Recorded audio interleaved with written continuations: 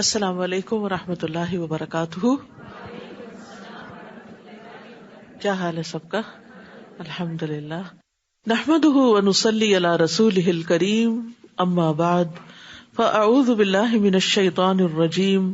بسم اللہ الرحمن الرحیم. رب اشرح لی صدری ویسر لی امری واحلل عقدۃ من لسانی یفقہوا قولی. قرآن مجید پڑھنے والوں کا جنت میں مقام. ابو ہریرہ رضی اللہ عنہ سے روایت ہے کہ رسول اللہ صلی اللہ علیہ وسلم نے فرمایا، قرآن قیامت کے دن اس آدمی کے روپ میں آئے گا جس کا رنگ اڑا ہوا ہوگا، اور اپنے ساتھی سے پوچھے گا، کیا تو مجھے پہچانتا ہے؟ پھر قرآن کہے گا، میں وہی ہوں جو تجھے راتوں کو بیدار اور دوپہروں کو پیاسا رکھتا تھا، یعنی رات کو قیام کے لیے اور دن کو پڑھنے کے لیے. اور یقیناً ہر تاجر اپنی تجارت کے پیچھے ہوتا تھا، یعنی بزنس والے بزنس کی طرف دوڑ رہے ہوتے تھے، اور میں آج ہر تاجر کو چھوڑ کر تیرے لیے ہوں. یعنی وہ جو دنیا کے پیچھے دوڑ رہے تھے، میں ان کے پیچھے نہیں جا رہا، کیونکہ تو میرے پیچھے آتا تھا، اس لیے آج میں تیرے پیچھے آیا ہوں. پھر اسے دائیں ہاتھ میں بادشاہت اور بائیں ہاتھ میں ہمیشگی دے دی جائے گی. اس کے سر پر وقار کا تاج رکھا جائے گا. اس کے والدین کو 2 عمدہ پوشاکیں پہنائی جائیں گی. وہ اس قدر بیش بہا قیمت کی ہوں گی، یعنی اتنی زیادہ قیمتی ہوں گی کہ دنیا و ما فیہا کی قیمت ان کا مقابلہ نہیں کر سکتی. وہ دونوں کہیں گے، اے رب، یہ پوشاکیں ہمارے لیے کہاں سے؟ کہا جائے گا، اپنے بیٹے کو قرآن سکھانے کی وجہ سے. صاحب قرآن کو روز قیامت کہا جائے گا کہ پڑھتا جا اور جنت کے درجے چڑھتا جا، اور اسی طرح ٹھہر ٹھہر کر پڑھ جس طرح تو دنیا میں ٹھہر ٹھہر کر پڑھتا تھا. پس تیرا مقام وہ ہوگا جہاں تیری آخری آیت ہوگی. تو اللہ تعالیٰ سے دعا ہے کہ وہ ہمارے بچوں کو بھی اس کی توفیق دے، خود ہمیں بھی توفیق دے، اور قرآن کی قدر و قیمت کو سمجھنے کی توفیق دے. کیونکہ ہم سمجھتے ہیں وہ کوئی ایکسٹرا کام کر رہے ہیں، وہ ایکسٹرا کام ختم کر لے تو پھر مین اسٹریم میں آ جائیں گے. یعنی قرآن کو ایک زائد یا فالتو کام نہیں سمجھنا چاہیے، اس کو اپنی جگہ ایک اہمیت دینی چاہیے. 17واں پارہ. اعوذ باللہ من الشیطان الرجیم. بسم اللہ الرحمن الرحیم. اقترب للناس حسابهم وهم في غفلة معرضون. ما يأتيهم من ذكر من ربهم محدث إلا استمعوه وهم يلعبون. لاهية قلوبهم وأسروا النجوى الذين ظلموا هل هذا إلا بشر مثلكم أفتأتون السحر وأنتم تبصرون. شروع کرتی ہوں اللہ کے نام سے جو بے انتہا مہربان نہایت رحم فرمانے والا ہے. اقترب للناس حسابهم وهم في غفلة معرضون. لوگوں کے حساب کا وقت قریب آ پہنچا ہے جبکہ وہ ابھی تک غفلت میں منہ موڑے ہوئے ہیں. اشارہ ہے قرب قیامت کی طرف اور اس بات کی طرف کہ انسان کی موت قریب ہی ہے، یعنی جس سے انسان کو یہ پتا چل جائے گا کہ اب عمل کی مہلت ختم ہے اور اب حساب کا وقت ہے. جو شخص دنیا سے فوت ہو کر جاتا ہے اس کا قبر میں بھی ایک مختصر سا حساب ہوتا ہے. اس سے سوال کیے جاتے ہیں، من ربو کا، ما دینو کا، من نبیو کا. اور جب انسان قیامت کے دن اٹھے گا تو اس سے باقاعدہ حساب لیا جائے گا. وہ حساب کس بارے میں ہوگا کہ اس نے زندگی کن کاموں میں گزاری، جوانی کہاں گزاری، اس نے مال کہاں سے کمایا اور کہاں خرچ کیا، اور جو علم حاصل کیا اس پر عمل کتنا کیا. تو اس لیے ہم میں سے ہر ایک کو اپنے آخری وقت کی اور اپنے حساب کتاب کی فکر ہونی چاہیے. تو ہر انسان کی موت اس کی قیامت ہی ہوتی ہے. نبی صلی اللہ علیہ وسلم نے فرمایا، نہ میں دنیا سے ہوں نہ دنیا مجھ سے ہے.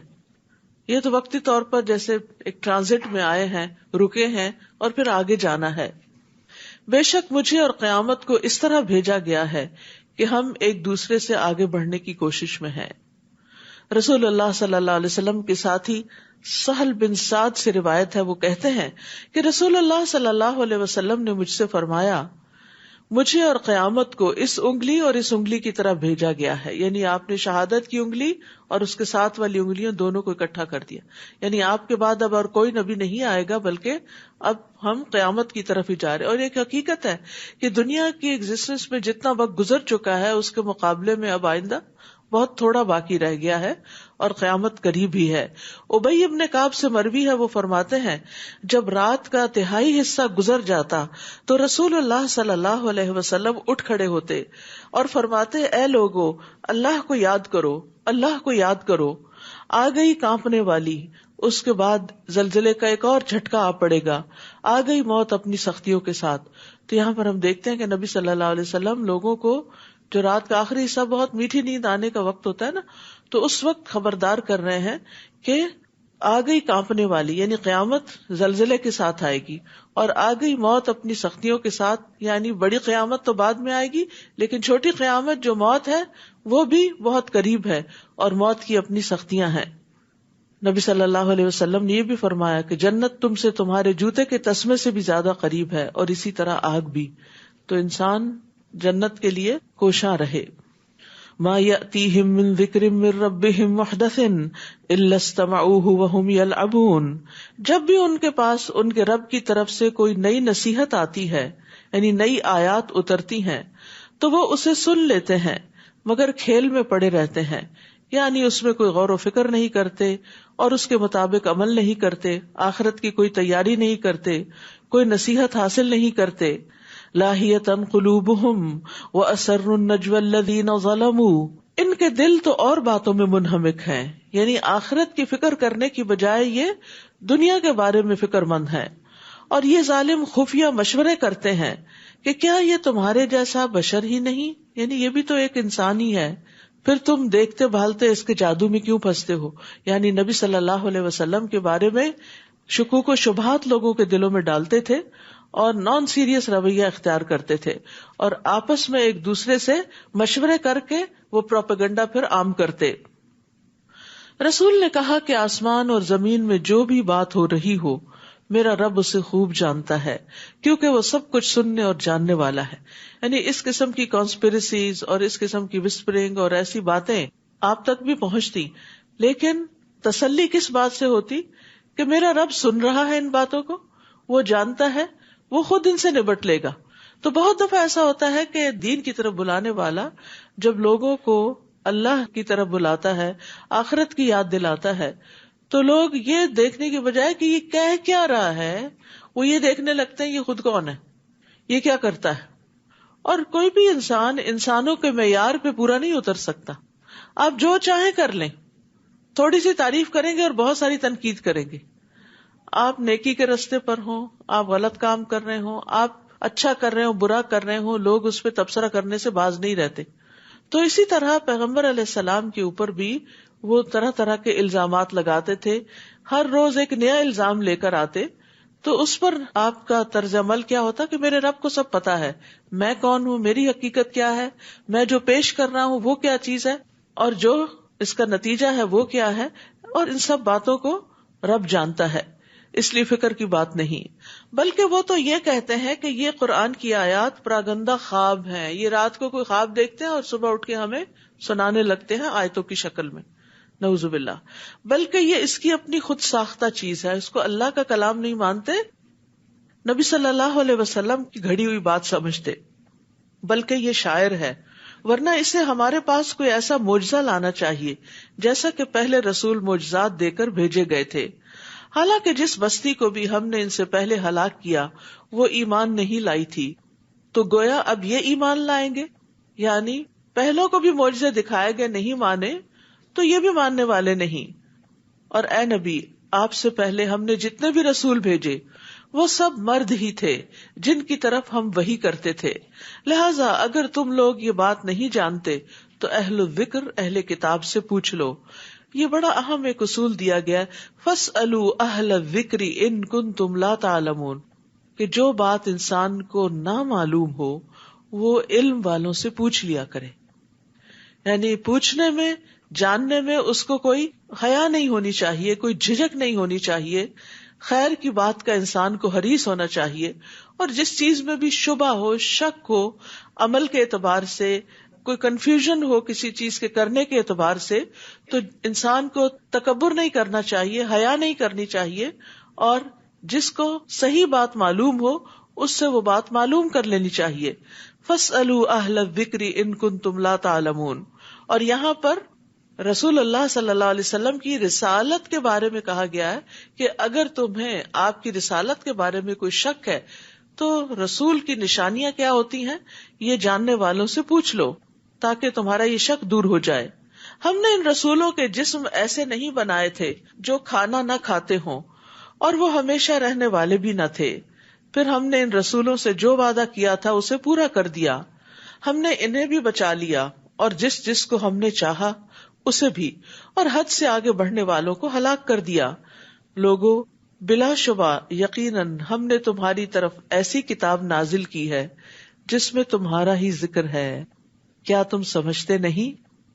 یعنی یہ قرآن جو ہے یہ تمہاری ہی بات کرتا ہے، اس میں تمہارے متعلق گفتگو ہے، اس میں تمہارے اچھے اور برے اخلاق کا ذکر ہے، اس میں تمہارے اچھے اعمال کا ذکر ہے. اگر تم اس کو مضبوطی سے تھام لوگے اور جو کچھ اس میں ہے اس پر پوری طرح عمل پیرا ہو جاؤ گے تو اس میں تمہارا ہی شرف اور عزت ہے. ذکرکم کا مطلب شرف اور عزت.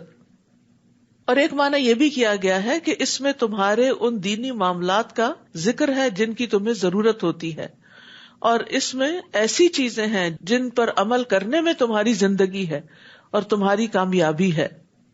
تو اللہ کی کتاب بعض لوگوں کے لیے عزت اور بلندی کا سبب بنتی ہے اور بعض لوگوں کے لیے ذلت کا سبب. عامر بن واصلہ سے روایت ہے کہ نافع بن عبد الحارث عمر رضی اللہ عنہ سے عثمان کے مقام پر ملے، اور عمر رضی اللہ عنہ نے انہیں مکہ کا عامل مقرر کیا ہوا تھا. تو حضرت عمر نے پوچھا کہ تم یہاں جو آئے ہو تو مکہ والوں پر کس کو عامل یا گورنر بنا کر آئے ہو؟ تو نافع نے کہا ابن ابزہ کو. انہوں نے کہا کہ ابن ابزہ کون ہے؟ کہنے لگے ہمارے آزاد کردہ غلاموں میں سے ایک غلام ہے، یعنی غلام ہے اور اب اتنے بڑے مرتبے تک پہنچ گیا. عمر نے کہا تم نے ایک آزاد کردہ غلام کو اپنا جانشین بنا ڈالا؟ انہوں نے کہا وہ اللہ عز و جل کی کتاب کو پڑھنے والا اور فرائض کا عالم ہے. عمر رضی اللہ عنہ نے کہا واقعی تمہارے نبی نے سچ فرمایا، بے شک اللہ اسی کتاب کے ذریعے بہت سے لوگوں کو اونچا کرتا ہے اور بہتوں کو اس کے ذریعے نیچے گراتا ہے. یعنی اگر کوئی خالص نیت کے ساتھ اس کتاب کو پڑھتا ہے تو اللہ تعالیٰ اس کتاب کی وجہ سے لوگوں کے دلوں میں اس کی محبت ڈال دیتا ہے، اس کو بلند مقام عطا کرتا ہے، اور اس کی دنیا بھی آسان ہو جاتی ہے اور آخرت بھی. اور جب کوئی شخص اس کو دنیاوی مقاصد کے لیے پڑھتا ہے یا پھر خراب نیت کے ساتھ پڑھتا ہے تو اپنی دنیا اور آخرت دونوں کا نقصان کرتا ہے. وَكَمْ قَصَمْنَا مِنْ قَرْيَةٍ كَانَتْ ظَالِمَةً وَأَنشَأْنَا بَعْدَهَا قَوْمًا آخَرِينَ. کتنی ہی ایسی بستیاں ہیں جن کے رہنے والے ظالم تھے تو انہیں ہم نے پیس کے رکھ دیا اور ان کے بعد دوسرے لوگ پیدا کر دیے. اب پچھلی بستیوں کے انجام سے خبردار کیا جا رہا ہے. یاد رکھیے کہ یہ سورت الانبیاء ہے اور اس میں انبیاء کا ذکر کثرت کے ساتھ ہے، یعنی سورت کے اندر جو کانٹینٹ ہے وہ انبیاء سے متعلق ہے. اور یہاں بھی جو بات کی جا رہی ہے جن بستیوں کی طرف بھیجے گئے تھے انبیاء، ان کے ساتھ کیا بھی تھی اس کا ذکر کیا جا رہا ہے. فَلَمَّا أَحَسُّوا بَأْسَنَا اذا ہم منہا یرکضون. پھر جب ان کو ہمارا عذاب محسوس ہوا تو لگے وہاں سے بھاگنے. ہم نے کہا بھاگو نہیں بلکہ اپنے مکانوں اور اس عیش و عشرت کے سامان کی طرف لوٹ آؤ جس سے تم مزے اڑا رہے تھے، شاید کہ تم سے حقیقت حال کے متعلق سوال کیا جائے. قالوا یا ویلنا انا کنا ظالمین. وہ کہنے لگے ہائے افسوس، ہم ہی خطا کار تھے کہ دنیا کے پیچھے بھاگتے رہے. وہ یہی پکارتے رہے یہاں تک کہ ہم نے انہیں کٹی ہوئی کھیتی کی طرح بنا دیا اور وہ بجھ کر وہیں ڈھیر ہو گئے. جیسے کوڑے کا ڈھیر ہوتا ہے ایسے ہی مرنے کے بعد ان کے جسموں کا ڈھیر تھا اور ان کے اندر کوئی رمق باقی نہیں رہی، کوئی شان و شوکت اور کوئی دنیا کی لذت جسے وہ حاصل کرتے تھے وہ باقی نہ رہی ان کے لیے، سب کچھ ختم ہو کے رہ گیا. اور یہ لفظ جو ہے نا بہت میننگ فل ہے، جعلناہم حصیدا خامدین، ہم نے ان کو بجھے ہوئے ڈھیر کی طرح کر دیا. یعنی جیسے آگ جلانے کے بعد راکھ کا ایک ڈھیر ہو جاتا ہے، بس اس طرح ایک ڈھیر بن کے رہ گئے جس کے اندر کوئی زندگی کی حرارت اور کوئی رمق نہ تھی. اور ہم نے آسمان، زمین اور جو کچھ ان کے درمیان ہے انہیں محض کھیل کے طور پر پیدا نہیں کیا کہ انسان ان چیزوں کو دیکھ کر انجوائے کرے، ان کو کام میں لائے اور پھر رب کو راضی نہ کرے. اگر ہمارا مقصود کھیل ہی ہوتا تو اپنے ہاں ہی ایسا کر سکتے تھے، بلکہ ہم باطل پر حق کی ضرب لگاتے ہیں تو حق باطل کا بھیجا نکال دیتا ہے اور باطل شکست کھا کر بھاگ اٹھتا ہے، اور تمہارے لیے ہلاکت ہے ان باتوں کی وجہ سے جو تم بیان کرتے ہو. آسمانوں اور زمین میں جو کچھ ہے سب اسی کا ہے، اور جو مخلوق یعنی فرشتے اس کے حضور میں ہیں یعنی آسمانوں میں ہیں وہ اس کی بندگی سے اکڑتے نہیں، تکبر نہیں کرتے، اور نہ ہی وہ اکتاتے ہیں، یعنی عبادت کر کر کے تھکتے نہیں. آج کل تھوڑی سی ایکسٹرا عبادت ہو رہی ہے تو ہم سب اپنا اپنا جائزہ لے سکتے ہیں کہ ذرا سی اگر رکعت لمبی ہونے لگے، ذرا سا قیام کا وقت لمبا ہونے لگے، ذرا سا قرآن کا وقت زیادہ ہونے لگے، اپنا جو ذاتی مطالعہ بھی کرتے ہیں تو ہم یون کرنے لگتے ہیں، تھک جاتے ہیں، ہلنے جلنے شروع ہو جاتے ہیں. لیکن فرشتے ایسے نہیں کرتے، وہ مستقل طور پر عبادت کرتے ہیں، دم لیتے ہی نہیں. رسول اللہ صلی اللہ علیہ وسلم نے صحابہ سے پوچھا، کیا جو کچھ میں سن رہا ہوں تم سب بھی وہ سن رہے ہو؟ انہوں نے کہا ہم تو کوئی چیز نہیں سن رہے. آپ نے فرمایا بے شک میں تو آسمان کے چرچرانے کی آواز سن رہا ہوں. یہ اس طرح ہوتا ہے جیسے چارپائی پر اگر زیادہ لوگ بیٹھ جائیں نا تو اس کی چولہے ہلنے لگتی ہیں. تو آسمان کتنا بڑا ہے اور آسمان چرچرا رہا ہے بوجھ سے، اور اسے چرچرانے پر ملامت بھی نہیں کیا جا سکتا کیونکہ وہاں تو ایک بالشت کے برابر بھی جگہ ایسی نہیں جہاں کوئی فرشتہ سجدہ یا قیام نہ کر رہا ہو. سبحان اللہ. پھر اللہ کو ہماری عبادتوں کی کیا ضرورت ہے؟ اور وہ تو جب اللہ کی عبادت کرتے ہیں تو پوری طرح یکسو ہو کے کرتے ہیں. ہم بعض اوقات کھڑے تو اللہ کے حضور ہوتے ہیں اور سوچ دنیا کے بارے میں رہے ہوتے ہیں. ہماری کیا عبادت ہے؟ پھر بھی اللہ تعالیٰ نے فرشتوں سے انسان کو سجدہ کروایا کہ یہ اپنے شوق سے عبادت کرے گا. تو اللہ تعالیٰ ہمیں عبادت کی توفیق دے اور اس کی محبت عطا کرے، اور ہم اس کو اتنا معمولی نہ سمجھیں کہ ٹھیک ہے جو بھی ہو گیا سو ہو گیا، جیسی بھی ہو گئی، جتنی بھی ہو گئی خیر ہے. نہیں، اس میں ایک دوسرے سے آگے بڑھنے کی کوشش کریں. یسبحون اللیل والنہار لا یفترون، وہ دن رات اس کی تسبیح کرتے ہیں اور کبھی دم لیتے ہی نہیں، رکتے ہی نہیں، کنٹینیوس نان سٹاپ تسبیح.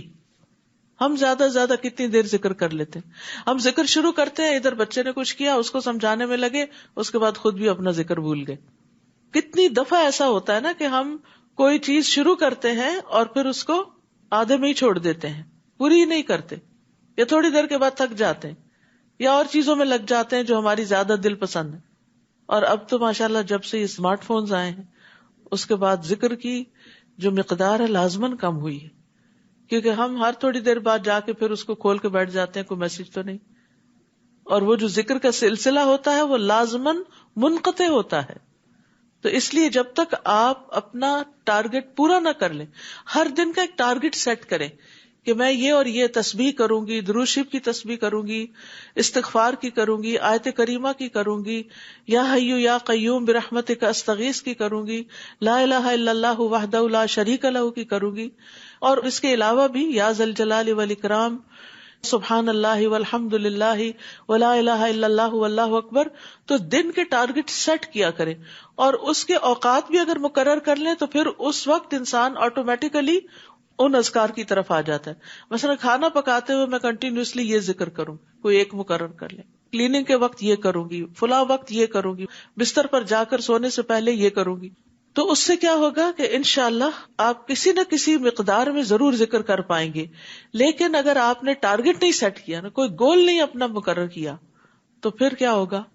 پھر یہی لڑکھڑاتے رہ گئے، کبھی کیا کبھی نہ کیا، کبھی تھوڑا کیا کبھی زیادہ کیا. اور پھر جب یہ پورے کر لیں اپنے ٹارگٹس، یعنی جیسے ڈرائیونگ کرتے ہوئے ایک ٹارگٹ آپ نے رکھا ہوا تو وہ پورے کر لیں، تو پھر اس کے بعد اپنے فونز اٹھائیں. ہر وقت کوئی ایمرجنسی نہیں ہوتی کہ ہمیں ہر وقت میسج چیک کرنا ہے. اب تو ادب آداب بھی بھول گئے ہیں. کسی کی مجلس میں بیٹھے ہوئے ہوں, بچوں کے ساتھ بیٹھے ہوئے ہوں, شوہر کے ساتھ بیٹھے ہوئے ہوں, دھیان ادھر ہی ہے. مطلب حیرت کی بات ہے کہ جو سامنے والا ہے اس کی کوئی امپورٹنس نہیں, صرف وہی بہت امپورٹنٹ ہے جو نظروں سے غائب ہے, اور وہ جب نظروں میں آئیں گے تو وہ بھی بھول جائیں گے. تو اس لیے فون کے بھی اوقات مقرر کریں. اگر نماز کے اوقات مقرر ہے نا تو اس کے بھی اوقات مقرر کر لیں, اور ذکر کے بھی اوقات مقرر کریں, تاکہ آپ اس زندگی سے کچھ فائدہ اٹھا لیں. کل حسرتیں نہ ہو کہ ہم نے اتنا وقت اس پہ لگا دیا. بچوں کے لیے تو ہم اسکرین ٹائم فکس کرتے ہیں تو اپنے آپ کو اس سے آزاد محسوس کرتے ہیں. کیا انہوں نے زمین میں ایسے الہ بنا رکھے ہیں جو انہیں عذاب الہی سے مر جانے کے بعد زندہ اٹھا کھڑا کریں گے؟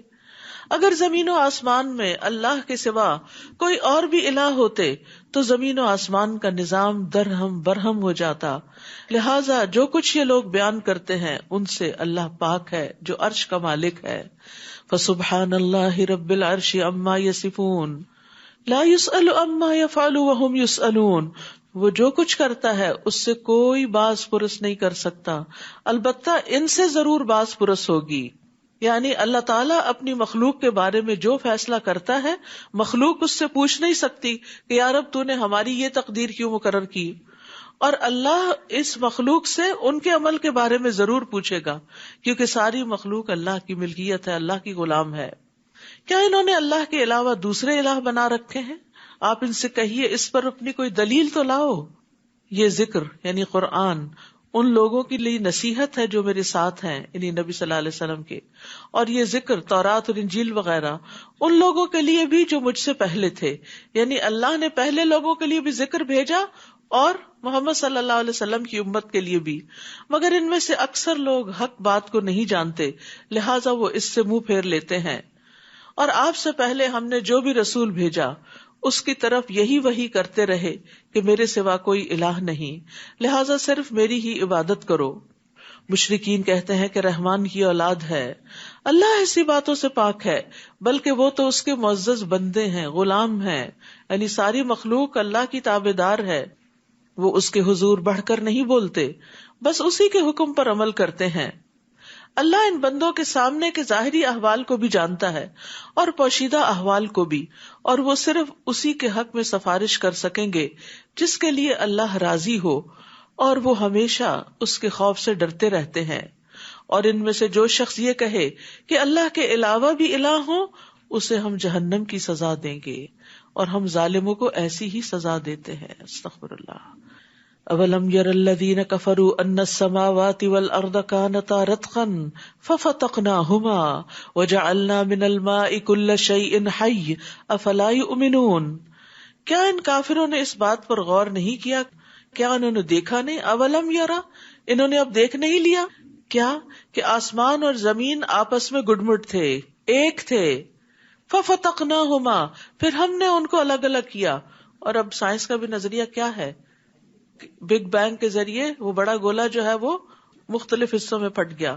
پھر ہم نے انہیں الگ الگ کیا اور ہر جاندار چیز کو پانی سے زندگی بخشی. یہ باتیں ایسی ہیں کہ جو نبی صلی اللہ علیہ وسلم کے زمانے میں ڈسکور نہیں ہوئی تھی, لیکن وحی کے ذریعے آپ کو بتائی گئی. پھر بھی یہ لوگ اللہ تعالیٰ کی خلاقی پر ایمان نہیں لاتے. اور جہاں تک ہر جاندار چیز کو پانی سے پیدا کیا گیا, اس کے بارے میں ایک حدیث میں آتا ہے, ابو ہریرہ کہتے ہیں کہ ایک مرتبہ وہ نبی صلی اللہ علیہ وسلم کے پاس آئے اور کہا, یا رسول اللہ صلی اللہ علیہ وسلم, جب میں آپ کو دیکھتا ہوں تو میرا دل ٹھنڈا ہو جاتا ہے اور آنکھوں کو قرار آ جاتا ہے, بس آپ مجھے ہر چیز کی اصل بتائیے. تو آپ نے فرمایا, ہر چیز پانی سے پیدا کی گئی ہے. ہر چیز ابتدا میں پانی تھی اور پھر ٹھوس مائع گیس میں وہ تقسیم ہو گئی. اور ہم نے زمین میں پہاڑ بنائے تاکہ وہ انہیں لے کر ہچکولے نہ کھائے. یعنی زمین کو سٹیبل کرنے کے لیے پہاڑوں کا وزن رکھ دیا گیا. نیز اس میں کشادہ راہیں بنا دی تاکہ لوگ راستہ معلوم کر سکیں. اگر یہ نیچرل ہائی ویز نہ ہوتی تو لوگ ایک علاقے سے دوسرے علاقے تک جانے میں بہت مشقت پاتے. اور آسمان کو ایک محفوظ چھت بنا دیا. پھر بھی یہ لوگ اللہ کی نشانیوں کی طرف توجہ نہیں کرتے. تو یاد رکھیے, اللہ کی نشانیوں کی طرف توجہ کرنا, غور و فکر کرنا, یہ بھی عبادت ہے, اور یہ بھی ہمارے لیے لازم ہے. جس طرح قرآن کی آیات کو پڑھنا ضروری ہے، اسی طرح کائنات کی آیات کو اسٹڈی کرنا بھی ضروری ہے، اور ان علوم کو حاصل کرنا بھی ضروری ہے جس سے یہ کام آسان ہو، اور ایسے علوم کو عبادت کی نیت سے حاصل کرنا چاہیے تاکہ وہ مشکل کام آسان ہو جائے اور انسان یہ نہ سوچے کہ میرا وقت ضائع ہو رہا ہے. ورنہ بہت سے بچے جب قرآن حفظ کر کے دین کا علم حاصل کر کے یونیورسٹی جاتے ہیں تو اتنا مزہ نہیں آتا، ذرا ٹف لائف ہوتی ہے، تو وہ کہتے ہیں ہمارا وقت ضائع ہو رہا ہے، ہمارا دل نہیں لگ رہا. تو ان کو یہی نصیحت کریں کہ یہ علوم پڑھنا بھی اس نیت کے ساتھ کہ اللہ تعالیٰ کی تخلیق کے بارے میں ہمیں گہرائی عطا کرتے ہیں، یہ بھی سراسر عبادت ہے. وہی تو ہے جس نے رات اور دن اور سورج اور چاند کو پیدا کیا، یہ سب سیارے اپنے اپنے مدار میں تیر رہے ہیں. اے نبی، آپ سے پہلے بھی ہم نے کسی انسان کے لیے دائمی زندگی تو نہیں رکھی، ہمیشہ کے لیے تو کوئی بھی اس دنیا میں نہیں آیا. اگر آپ مر جائیں تو کیا یہ ہمیشہ زندہ رہیں گے؟ تو یاد رکھیے انبیاء کو بھی دنیا سے جانا ہوتا ہے، وہ بھی فوت ہوتے ہیں. رسول اللہ صلی اللہ علیہ وسلم نے فرمایا، جبریل میرے پاس آئے اور کہا، اے محمد صلی اللہ علیہ وسلم، جیسے چاہو زندگی گزارو، بالآخر مرنا تو ہے. جس کو چاہو اپنا محبوب بنا لو، یقیناً تجھے بالآخر اس سے جدا تو ہونا ہے. یعنی اس دنیا میں انسان جیسی چاہے زندگی بسر کرے لیکن مرنا تو ہے ہی. جتنا چاہے دنیا کا سامان اکٹھا کر لے، آرائشوں اور آسائشوں کے سامان اور زینت کے سامان اکٹھے کر لے دنیا میں، اور جس چیز کی چاہے محبت اختیار کر لے، لیکن ایک دن یہ سب کچھ چھوڑ کے جانا ہے. یاد رکھیے جس انسان کے پاس جتنا زیادہ ہوتا ہے نا، اس کو اتنی ہی تکلیف زیادہ ہوتی ہے اس دنیا کو چھوڑنے کی. اسی لیے آپ نے اپنے خاندان میں اور دیگر لوگوں سے بزرگ خواتین کے قصے سن رکھے ہوں گے کہ جب میری ساس فوت ہوئی تو ان کے پاس بس 2 جوڑے کپڑے تھے اور ایک چھوٹا سا باکس تھا، اور بس یہ چند گنے چنے آئٹمز تھے ان کے پاس. تو خوش قسمت ہوتے ہیں ایسے لوگ جو اپنی ذمہ داریاں ادا کر کے، جو اللہ نے ان کو زندگی میں دیا، اپنے ہاتھوں سے تقسیم کر کے، صدقہ خیرات کر کے، اور مختصر سی زندگی رکھتے ہیں اینڈ میں. یعنی اس کا نہیں مطلب جوانی میں بہت کچھ اکٹھا کرنا چاہیے، ضرورت کا ہی ہو تو انسان کا وقت بچتا ہے. جب ضرورت سے زیادہ کوئی بھی چیز ہو جاتی ہے تو وہ انسان کے اوپر بوجھ ہو جاتی ہے. جیسے ضرورت کی انرجی تو ہمیں چاہیے، لیکن وہ ضرورت کی انرجی اگر فیٹ میں کنورٹ ہو کر انسان کا وزن بڑھا رہی ہے تو چلنا پھرنا ہی دوبر ہو جاتا ہے. تو اسی طرح زیادہ مال و متاع جو ہے وہ انسان کے لیے وبال جان بن جاتا ہے، اور جتنا کم ہوتا ہے، جتنا مختصر ہوتا ہے، اس کا حساب بھی آسان، اور اس کے ساتھ دنیا سے انسان آسانی سے رخصت ہوتا ہے کہ اس کو ریگریٹس نہیں ہوتی اور اس کو ان چیزوں کی یادیں نہیں ستاتی، ہاں یہ چیز بھی ہے اور وہ چیز بھی ہے.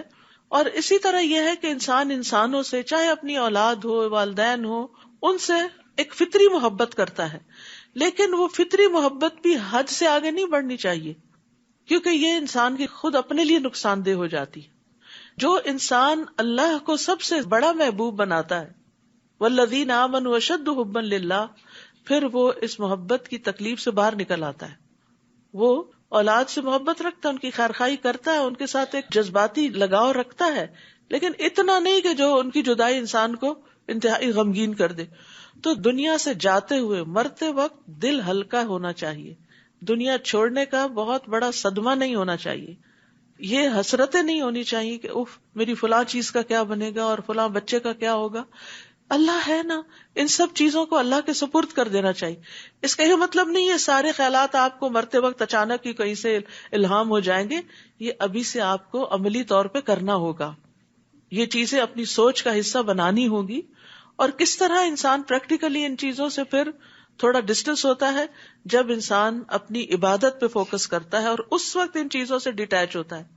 جب انسان انسانوں کی بھلائی کے لیے کام کرتا ہے تو اس وقت ان چیزوں سے کچھ ڈیٹیچ ہوتا ہے.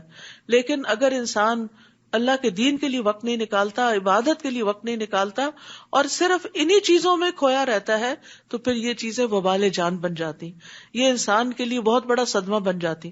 جیسے پہلے میں نے عرض کیا تھا کہ موت کے وقت انسان کے دل کی جو کیفیت ہوگی وہ موت کے بعد بھی پھر برقرار رہے گی. تو اس لیے بڑا ضروری ہے کہ نفس مطمئنہ حاصل ہو، اور نفس مطمئنہ زیادہ مال و دولت اور اولاد سے حاصل نہیں ہوتا، وہ نیک کام کر کے ہوتا ہے، اور خصوصاً مال اور اولاد کو بھی نیکی کے رستے پر لگانے سے حاصل ہوتا ہے. تو اس چیز کے لیے انسان کو محنت اور کوشش کرنی چاہیے تاکہ دنیا سے واپسی آسان ہو جائے. کل نفس ذائقۃ الموت ونبلوکم بالشر والخیر فتنہ والینا ترجعون. ہر جاندار کو موت کا مزہ چکھنا ہے، اور ہم تو تمہیں اچھے اور برے حالات دونوں طرح سے آزماتے ہیں، اور بالآخر تمہیں ہماری طرف لوٹنا ہے. یعنی انسان کے اوپر فقر اور دولت، صحت اور بیماری، اور اسی طرح دنیا کی دیگر چیزوں کا اپ اینڈ ڈاؤن ہونا، یہ دراصل کیا ہے؟ ایک آزمائش ہے. کیا آزمائش ہے؟ کہ تکلیف پر انسان صبر کرتا ہے یا نہیں، اور خیر و بھلائی ملنے پر شکر ادا کرتا ہے یا نہیں. تو ابن زید کہتے ہیں کہ ہم ان کی آزمائش ایسی چیزوں کے ساتھ بھی کرتے ہیں جنہیں وہ پسند کرتے ہیں، اور ایسی چیزوں کے ساتھ بھی کرتے ہیں جنہیں وہ پسند نہیں کرتے، تاکہ ہم دیکھیں کہ جو کام انہیں پسند ہے ان میں وہ شکر کتنا ادا کرتے ہیں، ان میں وہ اللہ سے کتنے راضی ہیں، وہ اللہ کے لیے وقت کتنا نکالتے ہیں. جیسے پیچھے مال اور اولاد وغیرہ کی بات ہو رہی تھی، تو اگر ان سے محبت ہے تو پھر ان کو پا کر شکر کتنا ادا کرتے ہیں. اور شکر صرف زبان سے نہیں ہوتا، دل سے بھی ہوتا ہے اور عمل سے ہوتا ہے. اور عملی شکر کیا ہے؟ کہ اس مال اور اولاد سے اپنی آخرت یا ان کی آخرت، یعنی اولاد کی آخرت بنانے کی کتنی فکر کرتے ہیں، اور جو کام انہیں ناپسند ہیں ان پہ وہ صبر کیسے کرتے ہیں. یہ ہے انسان کا امتحان. اور جب کافر آپ کو دیکھتے ہیں تو بس مذاق ہی اڑاتے ہیں، کہتے ہیں کیا یہی وہ شخص ہے جو تمہارے معبودوں کا ذکر کیا کرتا ہے، جبکہ وہ خود رحمان کے ذکر کے منکر ہیں. کیونکہ نبی صلی اللہ علیہ وسلم نے تمام معبودوں، بتوں کی عبادت کی نفی کی تھی، تو یہ بات مشرکین مکہ پہ بڑی بھاری تھی کہ جن کو ہم اپنی جان سے عزیز رکھتے ہیں آپ نے ان کو کوئی مقام ہی نہیں دیا. تو اس پر فرمایا کہ اصل مقام کس کا تھا، اصل قدر کس کی جانی چاہیے تھی؟ اللہ رب العزت کی. انہوں نے اللہ کی قدر گھٹا دی، اس کی انہیں فکر نہیں، اور جو معبودوں کی نفی کی گئی ہے تو اس پر یہ بہت پریشان ہے. خلق الانسان من عجل سأریکم آیاتی فلا تستعجلون. انسان جلد باز مخلوق ہے، اسی لیے انگزائٹی ہوتی.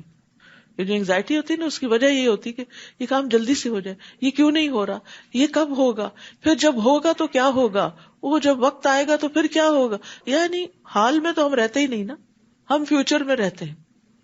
دیکھیے آج جو حال ہے نا، یہ کبھی فیوچر تھا نا. اس دن کے لیے ہم پریشان تھے کہ پتہ نہیں کیا ہوگا، دورہ قرآن ہوگا تو 2 گھنٹے کیسے زمین پہ بیٹھوں گے، تو ہو ہی گیا نا. تو جب بھی ایسی انگزائٹی ہو نا، معاملات اللہ کے سپرد کر دیا کرے. 2 کام کیا کرے، ایک یہ اللہ اس کام میں میرے لیے آسانی کر دے، میری فکر دور کر دے، اور میرا یہ کام تیرے سپرد ہے، تو نے کرنا ہے. تو انسان کا بوجھ ہٹ جائے گا، اس کی انگزائٹی دور ہو جائے گی. آسان دوا ہے یہ. صرف اپنے ذہن کو بدلے، اپنی سوچ کو بدلے. ارے بچوں کا کیا ہوگا، ان کی شادی کا کیا ہوگا، پتہ نہیں کس سے شادی ہوگی، پتہ نہیں بچے ہوں گے کہ نہیں ہوں گے، پتہ نہیں. بس ابھی یہ سب کچھ ایگزسٹ ہی نہیں کرتا. تو یہ جو خوف اور مستقبل کی پریشانی ہے نا، اس پر انگزائٹی کا ہونا، یہ انسان کے عجلت پسند ہونے کی وجہ ہے. اللہ تعالیٰ فرماتے سأریکم آیاتی، میں ضرور تمہیں اپنی نشانیاں دکھلاؤں گا. فلا تستعجلون، جلدی کا مطالبہ نہ کرو کہ نشانیاں کیوں نہیں آ جاتی. اب یہ دونوں طرح سے، یعنی مسلمان بھی کیا چاہتے تھے کہ جلدی سے کوئی معجزہ نظر آئے کہ ہماری بات سچی ثابت ہو جائے، اور جو دوسرے تھے وہ بھی یہ کہ نشانی کیوں نہیں آتی کہ پتہ چلے، یعنی وہ بھی عذاب جلدی مانگتے تھے. اس آیت سے یہ بات بھی پتہ چلتی ہے کہ انسان اگرچہ جلد باز مخلوق ہے. خلق الانسان عجولا، عجول تو ہے، عجول کا مطلب بہت جلد بازی کرنے والا، ہر چیز میں جلدی چاہتا ہے. لیکن اس کے باوجود اس جلد بازی کو کنٹرول کرنا ممکن ہے. جیسے پہلے میں نے طریقے بتائے، کنٹرول کرنا ممکن ہے، کیونکہ آگے فرمایا فلا تستعجلون، جلدی نہ کرو. اس کا مطلب نہیں بھی ہوتی. اور عملی طور پہ آپ دیکھتے ہیں کہ بعض لوگ بڑے سے بڑے معاملے میں بھی بڑے ریلیکس ہوتے ہیں، اور جب ان سے کہا جائے گا یہ کب ہوگا تو کہتے ہیں ہو جائے گا، فکر کی کیا بات ہے. تو ایسے لوگ کتنا کمفرٹ کا باعث ہوتے ہیں کہ جو آپ کی جلد بازی میں آپ کو تسلی دیتے ہو. وقتی طور پہ تو یہ لگتا ہے کہ جیسے یہ دشمن ہے ہمارے اور ہمارا غم نہیں سمجھ رہے، لیکن حقیقت میں وہ ہمیں کمفرٹ کر رہے ہوتے. تو بات یہ ہے کہ اللہ تعالیٰ نے انسان کو کسی ایسے کام کا مکلف ہی نہیں قرار دیا جو وہ کر نہیں سکتا، تو پھر جلد بازی بھی نہیں ہونی چاہیے. اصل میں انسان کی فطرت میں خواہشات کی محبت ہے، اور انسان کیا چاہتا ہے کہ اس کی خواہشات جلد پوری ہو جائیں. لیکن دوسری طرف انسان کو تحمل مزاجی بھی عطا کی گئی ہے، جس طرح کے وفد عبد القیس میں جو ان کے لیڈر تھے منذر الاشج، تو جب ان کا ڈیلیگیشن مدینہ آیا تو وہ کہتے ہیں کہ ہم جب مدینہ پہنچے تو اپنے اونٹوں سے جلدی جلدی اترے اور نبی صلی اللہ علیہ وسلم کے ہاتھوں اور پیروں کو چومنے لگے، اور جو ان کے لیڈر تھے وہ انتظار میں رہے یہاں تک کہ وہ اپنے سامان کے پاس آئے، اپنے 2 کپڑے نکال کے پہنے، صاف ستھرے ہوئے، تیار ہوئے، پھر نبی صلی اللہ علیہ وسلم کے پاس حاضر ہوئے. آپ نے ان سے فرمایا بے شک تم میں 2 خصلتیں ایسی ہیں جو اللہ کو محبوب ہیں، ایک بردباری اور دوسرے وقار اور متانت. کیونکہ بعض اوقات جلد بازی میں ہم وقار بھی ہاتھ سے گنوا دیتے ہیں، یعنی اپنی عزت کا بھی کوئی خیال نہیں رکھتے. انہوں نے کہا اللہ کے رسول صلی اللہ علیہ وسلم کیا یہ دونوں خصلتیں جو مجھ میں ہیں میں نے ان کو اختیار کیا یا اللہ نے مجھ میں پیدائشی رکھی؟ تو فرمایا بل اللہ جبلک علیہما، بلکہ اللہ نے تمہاری جبلت میں یہ رکھ دی ہیں. اس پر انہوں نے کہا الحمدللہ الذی جبلنی علی خصلتین یحبہم اللہ ورسولہ، اللہ کا شکر جس نے مجھے ایسی 2 خصلتوں کے ساتھ پیدا کیا جن دونوں کو اللہ اور اس کے رسول پسند فرماتے ہیں. اب اس میں آپ دیکھیے کہ آپ نے ان لوگوں کی نسبت ان کی تعریف کی جو آرام سے آئے. بعض اوقات ہم سمجھتے ہیں کہ ہم پہلے چھلانگ لگا کے پہنچیں گے تو شاید ہم دوسرے کی آنکھوں کا تارا بن جائیں گے، اور اس میں ہڑبونگ مچا دیتے ہیں، کیوں توڑ دیتے ہیں، دھکم پیل کرتے ہیں، جیسے حجر اسود کے پاس ہو رہی ہوتی ہے. لیکن کچھ لوگوں کو آپ دیکھیں بڑے صبر سے کھڑے ہوتے ہیں اور وہ جائزہ لے رہے ہوتے ہیں کہ کہاں سے تھوڑا سا موقع ملے گا تو پھر اندر کو جائیں گے، کسی کو بھی اذیت نہیں دیتے. آپ دیکھیں احرام کا تو مطلب ہی کیا کہ آپ فلی ان پیس ہے اور ہر چیز آپ کی آس پاس کی بھی پیس میں ہے. لیکن اسی احرام کی حالت میں جب آپ انسانوں کو ذلیل کرتے ہیں اور ان کو تکلیف دیتے ہیں تو پھر اس کا اصل مقصد ہی ختم ہو جاتا ہے. مجھے تو لگتا ہے کہ یہ حجر اسود کا بوسہ بھی ایک امتحان ہے، ایک آزمائش ہے ہمارے لیے کہ ایک طرف دل بہت چاہتا ہے اور دوسری طرف اس کے کرنے میں جو رکاوٹیں حائل ہوتی ہیں پھر وہ یا تو انسان کو لوٹا دیتی ہیں یا پھر صبر سے انتظار کرواتی ہیں. تو یاد رکھیے کہ انسان جلد باز ہے، کچھ کے اندر تحمل رکھ دیا گیا ہے، کچھ کو اڈاپٹ کرنا پڑتا ہے، اس کو اپنے اندر لانا پڑتا ہے. نیز وہ مسلمانوں سے کہتے ہیں اگر تم سچے ہو تو وعدہ عذاب کب پورا ہوگا؟ کاش یہ کافر لوگ اس وقت کا علم رکھتے جب وہ آگ سے نہ تو اپنے چہروں کو بچا سکیں گے اور نہ اپنی پشتوں کو، اور نہ ہی انہیں کہیں سے مدد مل سکے گی. اب دیکھیں کہ جیسے توے کے اوپر پراٹھا ہوتا ہے نا، تو جب آپ ہاتھ سے اٹھاتے ہیں، چمٹے سے نہیں اٹھائیں، تو لمحوں کا جو انٹریکشن ہوتا ہے نا وہ کتنا تکلیف دہ ہوتا ہے. لمحوں کا. اس وقت سوچا کریں کیا مجھ میں اتنی سکت ہے کہ میں اس آگ پر کھڑی ہو جاؤں، اس توے پہ اپنے پاؤں رکھ دوں؟ استغفر اللہ. سوچ بھی نہیں سکتے. تو پھر میں کیوں نہ ان کاموں کو چھوڑ دوں جن پر میرا رب ناراض ہے، جو اس کو پسند نہیں. کہیں ایسا نہ ہو کہ میں اپنے آپ کو جسٹیفائی کر کے غلط کام کرتی رہوں کہ سب ٹھیک ہے اور وہ اللہ کی نظر میں ٹھیک نہ ہو اور اس پر پکڑ ہو جائے. کیونکہ جن چیزوں کو انسان غلط سمجھتا ہے ان پر تو توبہ معافی بھی کرتا ہے، اور جن چیزوں کو انسان جسٹیفائی کر لیتا ہے ان پہ تو استغفار بھی نہیں کرتا. کاش یہ کافر لوگ اس وقت کا علم رکھتے جب وہ آگ سے نہ تو اپنے چہروں کو بچا سکیں گے اور نہ اپنی پشتوں کو، اور نہ ہی انہیں کہیں سے مدد مل سکے گی، بلکہ وہ عذاب یکدم ان پر آ پہنچے گا جو ان کے احسان خطا کر دے گا. یہ حیران پریشان رہ جائیں گے تو نہ یہ اسے دفع کر سکیں گے اور نہ ہی انہیں کچھ مہلت ملے گی. اے نبی آپ سے پہلے رسولوں کا بھی مذاق اڑایا جا چکا ہے، مگر ان کا مذاق اڑانے والے اسی چیز میں خود گر گئے جس کا وہ مذاق اڑاتے تھے. آپ ان سے پوچھئے کون ہے جو رات اور دن میں رحمان کے عذاب سے تمہاری حفاظت کرتا ہے، بلکہ یہ لوگ تو اپنے رب کے ذکر تک سے منہ موڑے ہوئے ہیں. یہاں رات کا ذکر پہلے کیا گیا کیونکہ دن کے آغاز میں پہلے رات ہی اور پھر اس سے دن نکلا ہے، اور یہاں خاص طور پر اس لیے کہ رات خوف اور ڈر کا وقت ہوتا ہے اور اندھیرے میں انسان بعض اوقات تکلیف اٹھا جاتے ہیں. کیا ان کے کچھ ایسے الہ ہیں جو ہمارے مقابلے میں ان کو بچا سکیں؟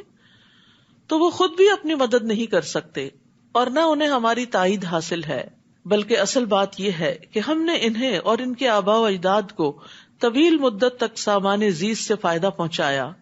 کیا یہ دیکھتے نہیں کہ ہم ان کی زمین کو مختلف سمتوں سے گھٹاتے چلے آ رہے ہیں؟ پھر کیا یہی غالب رہیں گے؟ تو بات یہ ہے کہ خوشحالی کا لمبا عرصہ، سکون اور اطمینان کا بعض اوقات انسان کو دھوکے میں ڈال دیتا ہے.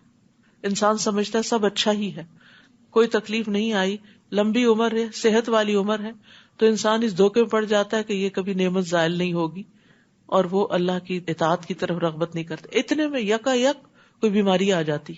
تو دو طرح کے لوگ ہوتے، ایک تو یہ کہ وہ انتہائی مایوس ہو جاتے، انتہائی اکھڑ. پچھلے دنوں کسی نے ذکر کیا کہ میرے ہسبینڈ جو ہے ہماری 40 یا 50 سال کی رفاقت ہے اور انتہائی بہترین شوہر ثابت ہوئے، اور انہوں نے کبھی بھی کوئی غلط کام نہیں کیا بظاہر، لیکن اچانک ان کا کینسر ڈائگنوز ہوا ہے اور بالکل الٹ گئے. یعنی اس قدر اریٹیٹڈ، ایجیٹیٹڈ، اور کسی چیز پہ راضی نہیں اور ایکسپٹ ہی نہیں کر رہے کہ میرے ساتھ یہ ہو کیوں گیا. تو وہ سارا کچھ بدل کے رہ گیا. تو بعض اوقات ایسا ہوتا ہے کہ خوشحالی یا آرام اور صحت کی حالت میں انسان اچھا ہوتا ہے، لیکن جو ہی تکلیف آتی ہے تو اس سے صبر کا دامن چھوٹ جاتا ہے. تو انسان ہمیشہ یاد رکھے ہر نعمت کو اور ہر سہولت کو یہ سمجھ کے کہ یہ شاید آخری دن ہو، شاید آخری وقت ہو، اس کو اللہ کی اطاعت میں صرف کرے. آپ ان سے کہیے میں تو وحی کے ذریعے ہی تمہیں ڈراتا ہوں، مگر جنہیں ڈرایا جائے وہ بہرے ہوں تو وہ پکار کو نہیں سنتے، اور اگر انہیں تیرے رب کے عذاب کی ایک لپٹ بھی چھو جائے تو وہ فوراً بول اٹھے افسوس ہم پر، یقیناً ہم ہی ظالم تھے. اور ہم روز قیامت انصاف کے ترازو رکھیں گے اور کسی کی کچھ بھی حق تلفی نہ ہوگی، اور اگر کسی کا رائے کے دانے برابر بھی عمل ہوگا تو وہ بھی سامنے لائیں گے، اور حساب کرنے کو ہم کافی ہیں. تو یاد رکھیے جن نیکیوں کو ہم معمولی سمجھتے ہیں، بہت آسان سمجھتے ہیں، ان کا بھی وزن ہوگا. رسول اللہ صلی اللہ علیہ وسلم نے فرمایا 5 چیزیں کیا ہی خوب ہیں اور میزان عمل میں کتنی بھاری ہیں، لا الہ الا اللہ، اللہ اکبر، سبحان اللہ، الحمدللہ، اور وہ نیک اولاد جو فوت ہو جائے اور اس کے ماں باپ اس پر اجر کی نیت سے صبر کریں. یعنی بعض اوقات انسان اپنی اولاد کی بڑی اچھی تربیت کرتا ہے، بڑا قابل بناتا ہے اس کو، لیکن انسان جو بڑھاپے میں پہنچتا ہے بچہ فوت ہو جاتا ہے، جوانی میں فوت ہو جاتا ہے. تو انسان کہتا ہے میرے جانے کے دن تھے، بچہ چلا گیا، میرے لیے کون دعائیں کرے گا اور میرے لیے کون صدقہ جاریہ ہوگا. تو یہاں یہ بتایا گیا کہ اگر اولاد پہلے بھی چلی جاتی ہے اور آپ اس پر صبر کرتے ہیں تو یہ بھی بہت بڑے اجر کا باعث ہے. اللہ تعالیٰ کسی بھی حال میں انسان کو محروم نہیں رکھتا. پھر اسی طرح یہ ہے کہ ہر چیز میزان میں تولی جائے گی.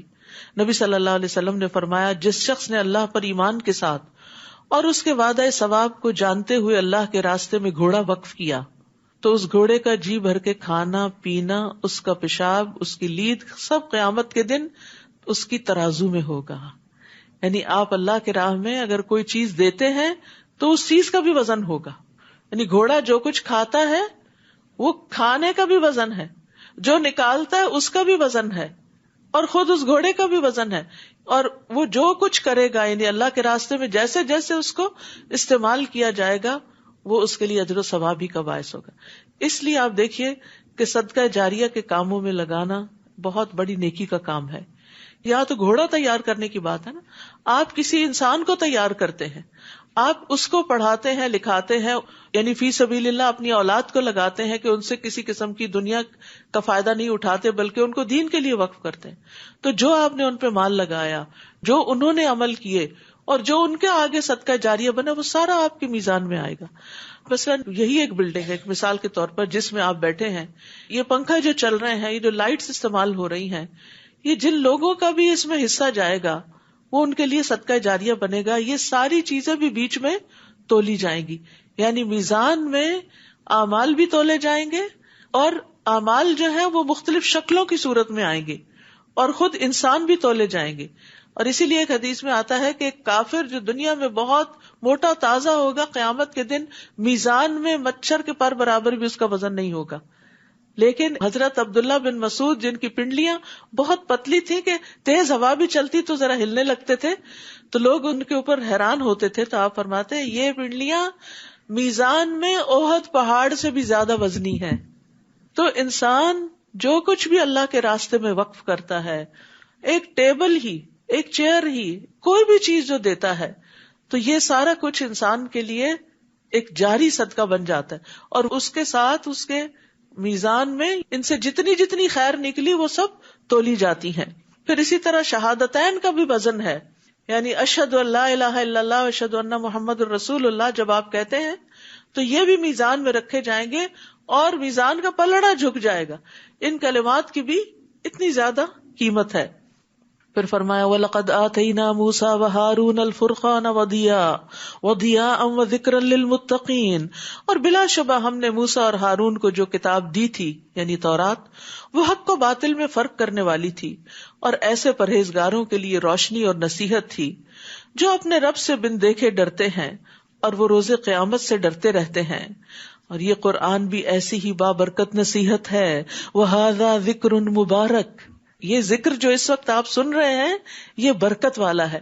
برکت کا مطلب ہوتا ہے کسی چیز میں اضافہ ہونا اور اس کا قائم رہ جانا، یعنی نمو بھی اور ثبات بھی. تو قرآن کے ذریعے جو علم حاصل کرتے ہیں ہم، اس پر جب ہم عمل کرتے ہیں تو کیا ہوتا ہے، نیکیاں ملٹی پلائی ہوتی ہیں، زیادہ سے زیادہ بڑھتی چلی جاتی. جیسے ابھی میں نے صدقہ جاریہ کی بات کی، ایک ریمائنڈر ہو گیا نا، لیکن جب حدیث کے ساتھ ملا کے ہم نے بات سنی تو ہمیں زیادہ سمجھ آئی کہ کیا کچھ نہیں تولا جائے گا اور کتنا بڑھ جائے گا وہ.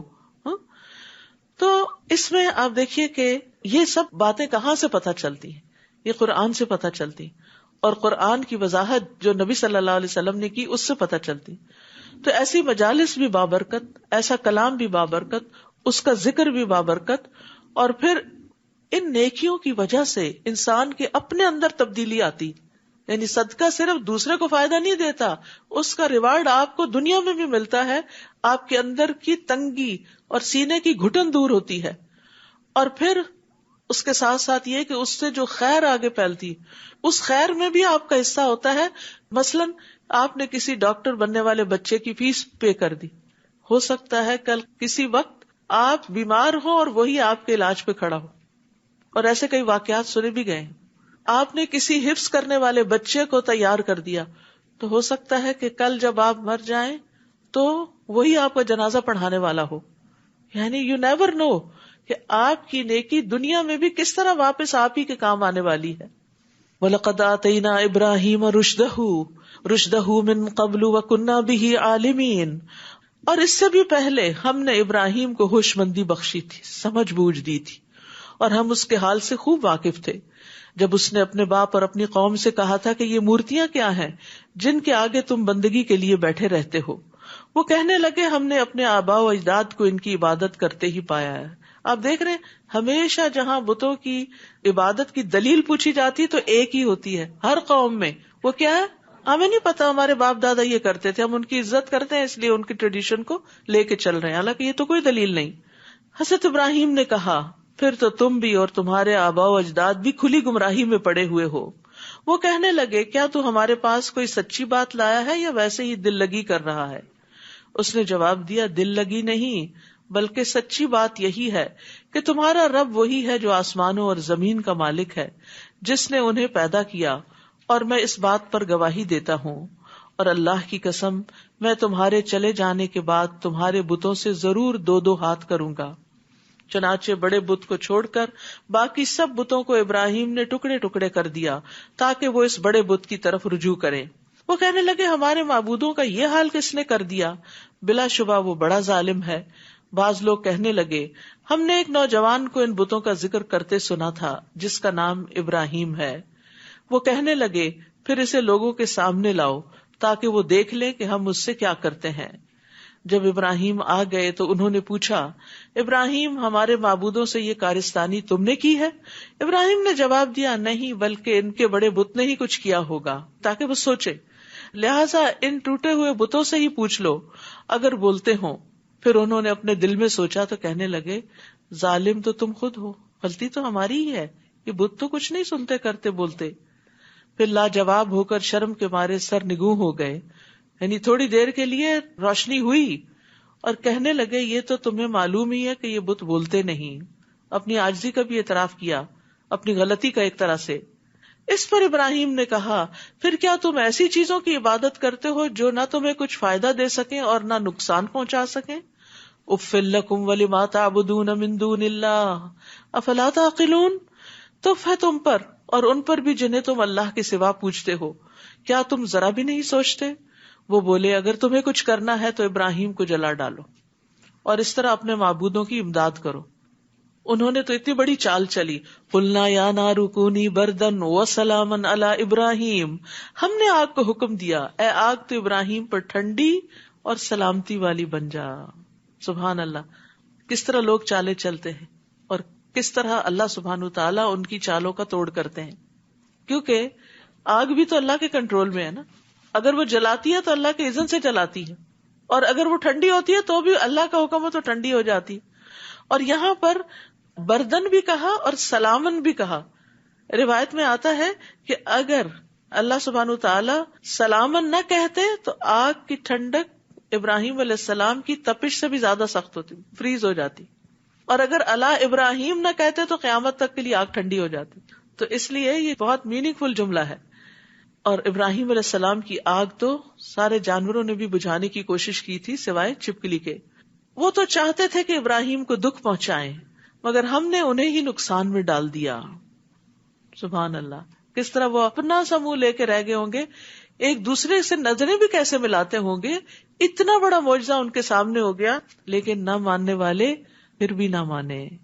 اور ہم ابراہیم اور لوط کو ان سے بچا کر اس سرزمین یعنی شام کی طرف لے گئے جس میں ہم نے اہل عالم کے لیے برکتیں رکھی ہیں۔ پھر ہم نے ابراہیم کو اسحاق عطا کیا اور یعقوب اس پر مزید۔ آپ نے صرف بیٹا مانگا تھا، اللہ نے بیٹے کے ساتھ پوتے کی بھی خوشخبری دی اور وہ بھی عطا کر دیا۔ ان میں سے ہر ایک کو ہم نے صالح بنایا تھا۔ ابراہیم علیہ السلام نے دعا کی تھی نا، رب ہب لی من الصالحین، تو اللہ تعالیٰ نے پوری دعا سنی، صرف بیٹا نہیں دیا بلکہ صالح بیٹا عطا کیا۔ تو اللہ کے خزانے وسیع ہیں، آپ جتنا چاہیں مانگتے چلے جائیں۔ ہمارے مانگنے میں کمی ہوتی ہے، ہماری زبانیں گنگ ہو جاتی ہیں، تھوڑی دیر کے بعد الفاظ ہی ختم ہو جاتے ہیں، اور کیا مانگے، لیکن اللہ کو دینے میں کچھ مشکل نہیں۔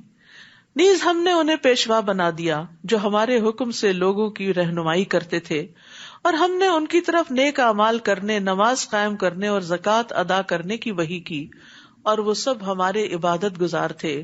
اور لوط کو ہم نے حکمت اور علم عطا کیا اور اس بستی سے نجات دی جس کے رہنے والے گندے کام کرتے تھے، بلا شبہ وہ بہت برے اور نافرمان لوگ تھے۔ اور لوط کو ہم نے اپنی رحمت میں داخل کر لیا کیونکہ وہ بڑے صالح بندے تھے۔ اور نوح کو بھی ہم نے اپنی رحمت میں داخل کیا، جبکہ ان سب سے پہلے انہوں نے ہمیں پکارا۔ اب دیکھیے، پہلے موسیٰ علیہ السلام کا ذکر، اس کے بعد بیکورڈز ابراہیم علیہ السلام، پھر ابراہیم علیہ السلام کے پیچھے نوح علیہ السلام کا ذکر ہے۔ جبکہ ان سب سے پہلے انہوں نے ہمیں پکارا تو ہم نے ان کی دعا قبول کر لی اور انہیں اور ان کے گھر والوں کو شدید بے چینی سے نجات دی۔ فَنَجَّيْنَاهُ وَأَهْلَهُ مِنَ الْكَرْبِ الْعَظِيمِ، اور ان لوگوں کے خلاف ان کی مدد کی جنہوں نے ہماری آیات کو جھٹلایا تھا، وہ لوگ بھی بہت برے تھے، لہٰذا ہم نے ان سب کو غرق کر دیا۔ اور داؤد اور سلیمان کو بھی یہی نعمت دی تھی جب وہ ایک کھیتی کے بارے میں فیصلہ کر رہے تھے جسے کچھ لوگوں کی بکریاں اجاڑ گئی تھیں، اور جب وہ فیصلہ کر رہے تھے تو ہم انہیں دیکھ رہے تھے۔ اس وقت ہم نے سلیمان کو صحیح فیصلہ سمجھا دیا، حالانکہ وہ بیٹے تھے، چھوٹے تھے، جبکہ ہم نے قوت فیصلہ اور علم دونوں کو عطا کیا تھا۔ اور داؤد کے ساتھ ہم نے پہاڑوں اور پرندوں کو مسخر کر دیا کہ وہ ان کے ہمراہ تسبیح کیا کریں، اور یہ تسخیر ہم ہی کرنے والے تھے۔ اصل میں ہوا یہ کہ دو لوگوں کے درمیان ایک جھگڑا ہو گیا، ایک شخص بکریاں چراتا تھا اور دوسرا فارمر تھا، کھیت اگاتا تھا، تو بکریوں نے اس کا کھیت تباہ کر دیا۔ مقدمہ داؤد علیہ السلام کے پاس آیا جو وقت کے بادشاہ بھی تھے اور نبی بھی تھے اور ان کے درمیان فیصلے بھی کرتے تھے۔ آپ نے فیصلہ دیا کہ بکریاں کھیت کے مالک کو دے دی جائیں اور اس طرح اس کا نقصان پورا ہو جائے۔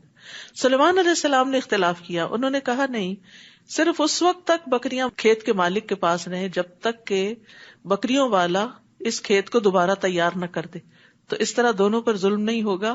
اس وقت تک اگر وہ کھیت سے فائدہ نہیں اٹھا پا رہا کھیت کا مالک، تو بکریوں سے فائدہ اٹھا لے گا، اور بکریوں والا جو ہے وہ کھیت تیار کر کے اپنی بکریاں واپس لے لے گا۔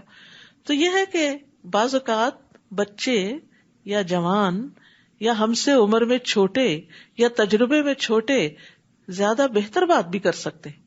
اس لیے ہمیشہ دوسرے کی بات کو غور سے سننا چاہیے اور انصاف کے ساتھ فیصلہ کرنا چاہیے جس میں سب کا بھلا ہو. اس میں بڑے چھوٹے کی بات نہیں. کبھی اللہ تعالیٰ کوئی بات کسی کو زیادہ بہتر طور پر سجھا دیتا ہے. اور اس سے یہ بات بھی اخذ کی گئی ہے کہ قاضی کو اس کی کوشش کا اجر ملتا ہے. حسن بصری کہتے ہیں اللہ تعالیٰ نے سلیمان علیہ السلام کی تعریف کی ہے اور داؤد علیہ السلام پر ملامت نہیں کی. فیصلہ ان کا بھی ٹھیک تھا اپنی جگہ, لیکن سلیمان علیہ السلام کا زیادہ درست تھا. تو عمرو بن عاص کہتے ہیں انہوں نے نبی صلی اللہ علیہ وسلم کو یہ فرماتے ہوئے سنا, جب حاکم یعنی قاضی اپنے اجتہاد سے کوئی فیصلہ کرے پھر وہ فیصلہ صحیح ہو تو اسے دگنا ثواب ملتا ہے, اور اگر فیصلہ کرتے وقت اجتہاد کرے اور غلط کر جائے تو اسے صرف ایک اجر ملتا ہے. یعنی دونوں صورتوں میں اجر ملتا ہے. اللہ تعالیٰ کسی کی بھی محنت ضائع نہیں کرتا. ہاں, سزا اس صورت میں ملتی ہے جب انسان بغیر توجہ دیے محنت کیے ایسے بس جو دل میں آئے کسی کو کہہ دے, تو وہ نہیں ہونا چاہیے. اور ہم نے داؤد کو تمہارے فائدے کے لیے زرہ بنانے کی صنعت سکھلا دی تھی تاکہ تمہیں لڑائی کی زد سے بچائے. پھر کیا تم شکر گزار بنتے ہو؟ تو جو نعمتیں اللہ تعالیٰ نے سلیمان اور داؤد علیہ السلام کو دی تھی انہوں نے ان کو کیسے استعمال کیا. یعنی قرآن میں جتنے بھی پیغمبروں کا ذکر ہے ان میں سب سے زیادہ نعمتوں کے اعتبار سے جو پیغمبر ہیں وہ داؤد علیہ السلام اور سلیمان علیہ السلام ہیں. ایکسٹرا آرڈنری قسم کی ان کو سہولتیں اور نعمتیں دی گئی تھی, لیکن انہوں نے کیا کیا, نعمتوں کو اللہ کی اطاعت میں استعمال کیا, اور یہی شکر ہے. نیز ہم نے سلیمان کے لیے تیز و تند ہوا کو مسخر کر دیا تھا. آج آپ دیکھیں ٹورنیڈوز جو آتے ہیں کس قدر تباہی مچاتے ہیں, کوئی قوت ان کو روک نہیں سکتی. یہ ہوائیں ان کے لیے مسخر تھیں, اور جو اس کے حکم سے اس سرزمین کی طرف چلتی تھی جس میں ہم نے برکت رکھی ہے, فلسطین, اور ہم ہر چیز کو خوب جانتے ہیں. شیطانوں کو بھی اس کے تابع بنا دیا تھا جو اس کے لیے سمندر میں موتی اور جواہرات نکالنے کے لیے غوطہ لگاتے, سمندر سے چیزیں نکال کے لاتے تھے جنات, اور اس کے علاوہ اور بھی کئی کام کرتے تھے, اور ہم ہی ان سب کے محافظ تھے. یعنی جن اصل میں ہمارے کنٹرول میں تھے. اور یہی نعمت ہم نے ایوب کو بھی دی تھی جب انہوں نے اپنے رب کو پکارا, مجھے بیماری لگ گئی ہے اور تو سب رحم کرنے والوں سے بڑھ کر رحم کرنے والا ہے. ہر بیمار کو یہ دعا پڑھنی چاہیے, انی مسنی الضر وانت ارحم الراحمین فاستجبنا لہ. چنانچہ ہم نے اس کی دعا قبول کر لی اور جو بیماری انہیں لگی تھی اسے دور کر دیا. 18 سال ایوب علیہ السلام بیمار ہے. اب دیکھیے, ایک طرف داؤد اور سلیمان علیہ السلام ہے جنہیں نعمتوں سے آزمایا جا رہا ہے, اور دوسری طرف ایوب علیہ السلام ہے جو اتنی شدید بیماری سے آزمائے جا رہے ہیں. تو یہ اللہ کا فیصلہ ہوتا ہے, اور اللہ تعالیٰ ہر ایک کی کیپیسٹی دیکھتا ہے کہ کس کو کس طریقے سے آزمایا جائے. اور انہیں ہم نے صرف اس کے اہل و عیال ہی نہ دیے, یعنی صبر کا نتیجہ یا بدلہ کتنا میٹھا تھا پھر, بلکہ ان کے ساتھ اتنے ہی اور بھی دیے, اور یہ ہماری طرف سے خاص رحمت تھی, اور اس میں بھی عبادت گزاروں کے لیے ایک سبق تھا. یعنی ایوب علیہ السلام کی آزمائش میں ایک بہت بڑا سبق ہے, تاکہ کوئی بھی آزمائش میں جب مبتلا ہو نیک سے نیک انسان تو وہ یہ نہ سمجھے کہ شاید میں نے کوئی گناہ کیا ہے, یا ہمیں کسی اور کے بارے میں بھی ججمنٹل نہیں ہونا چاہیے. بعض اوقات ہم دیکھتے نا کہ کوئی بہت دیندار انسان ہوتا ہے لیکن اللہ تعالیٰ اس کے اوپر کوئی امتحان ڈال دیتا ہے, کسی بھی قسم کا ہو سکتا ہے, تو پہلا خیال شیطان کیا ڈالتا ہے دل میں, کچھ کیا ہوگا نا کہ پکڑ آ گئی, پتہ نہیں کیا کیا تھا چھپ کے جو پکڑ آئی, کچھ نہیں کہہ سکتے. عبادت گزاروں کے لیے سبق ہے اس میں کہ عبادت کے باوجود بھی امتحان آ سکتا ہے, بیماری آ سکتی ہے, مصیبت آ سکتی ہے, اولاد میں کوئی تکلیف اور پریشانی آ سکتی ہے. تو وہ ایوب علیہ السلام کے صبر کرنے سے تسلی پکڑیں جو اللہ نے ان کی تقدیر میں لکھی ہوئی تھی, اور پھر وہ ویسا ہی کیا جیسا اللہ نے چاہا. اور پھر عبادت گزاروں پر جب کوئی تکلیف آئے تو وہ سوچے کہ ایوب علیہ السلام تو انتہائی عبادت گزار اللہ کے نبی تھے, اگر ان پہ تکلیف آ گئی تو ہم پہ بھی آ سکتی ہے. یہ اللہ تعالیٰ کی ضروری نہیں کہ ناراضگی ہو. اور ایک اور روایت میں آتا ہے, اللہ جس کے ساتھ بھلائی کا ارادہ کرتا ہے اس کو مصیبت میں مبتلا کر دیتا ہے. تو چھوٹی مصیبت بڑی مصیبت اللہ کی طرف راغب ہونے کا ذریعہ بنتی ہے, گناہوں کی معافی کا ذریعہ بنتی ہے, صاف پاک ہونے کا ذریعہ بنتی ہے.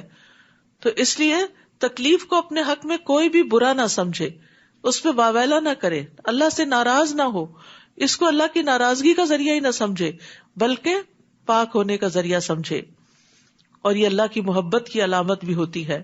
رسول اللہ صلی اللہ علیہ وسلم نے فرمایا، بے شک اللہ عز و جل جب کسی قوم سے محبت کرتا ہے تو انہیں آزمائش میں مبتلا کر دیتا ہے، پھر جو شخص صبر کرتا ہے اسے صبر ملتا ہے، اور جو جزا فضا کرتا ہے اس کے لیے جزا فضا ہے۔ اور اسماعیل اور ادریس اور ذوالکفل کو بھی ہم نے نعمت عطا کی، اور یہ سب بڑے صابر لوگ تھے، اور ان سب کو ہم نے اپنی رحمت میں داخل کیا، بلا شبہ یہ صالح بندے تھے۔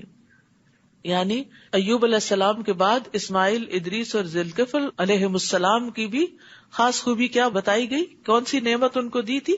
صبر کی نعمت۔ ان سب کو ہم نے اپنی رحمت میں داخل کیا، بلا شبہ یہ صالح بندے تھے۔ اور ذنون، مچھلی والے یونس کو بھی ہم نے اپنی رحمت میں داخل کیا۔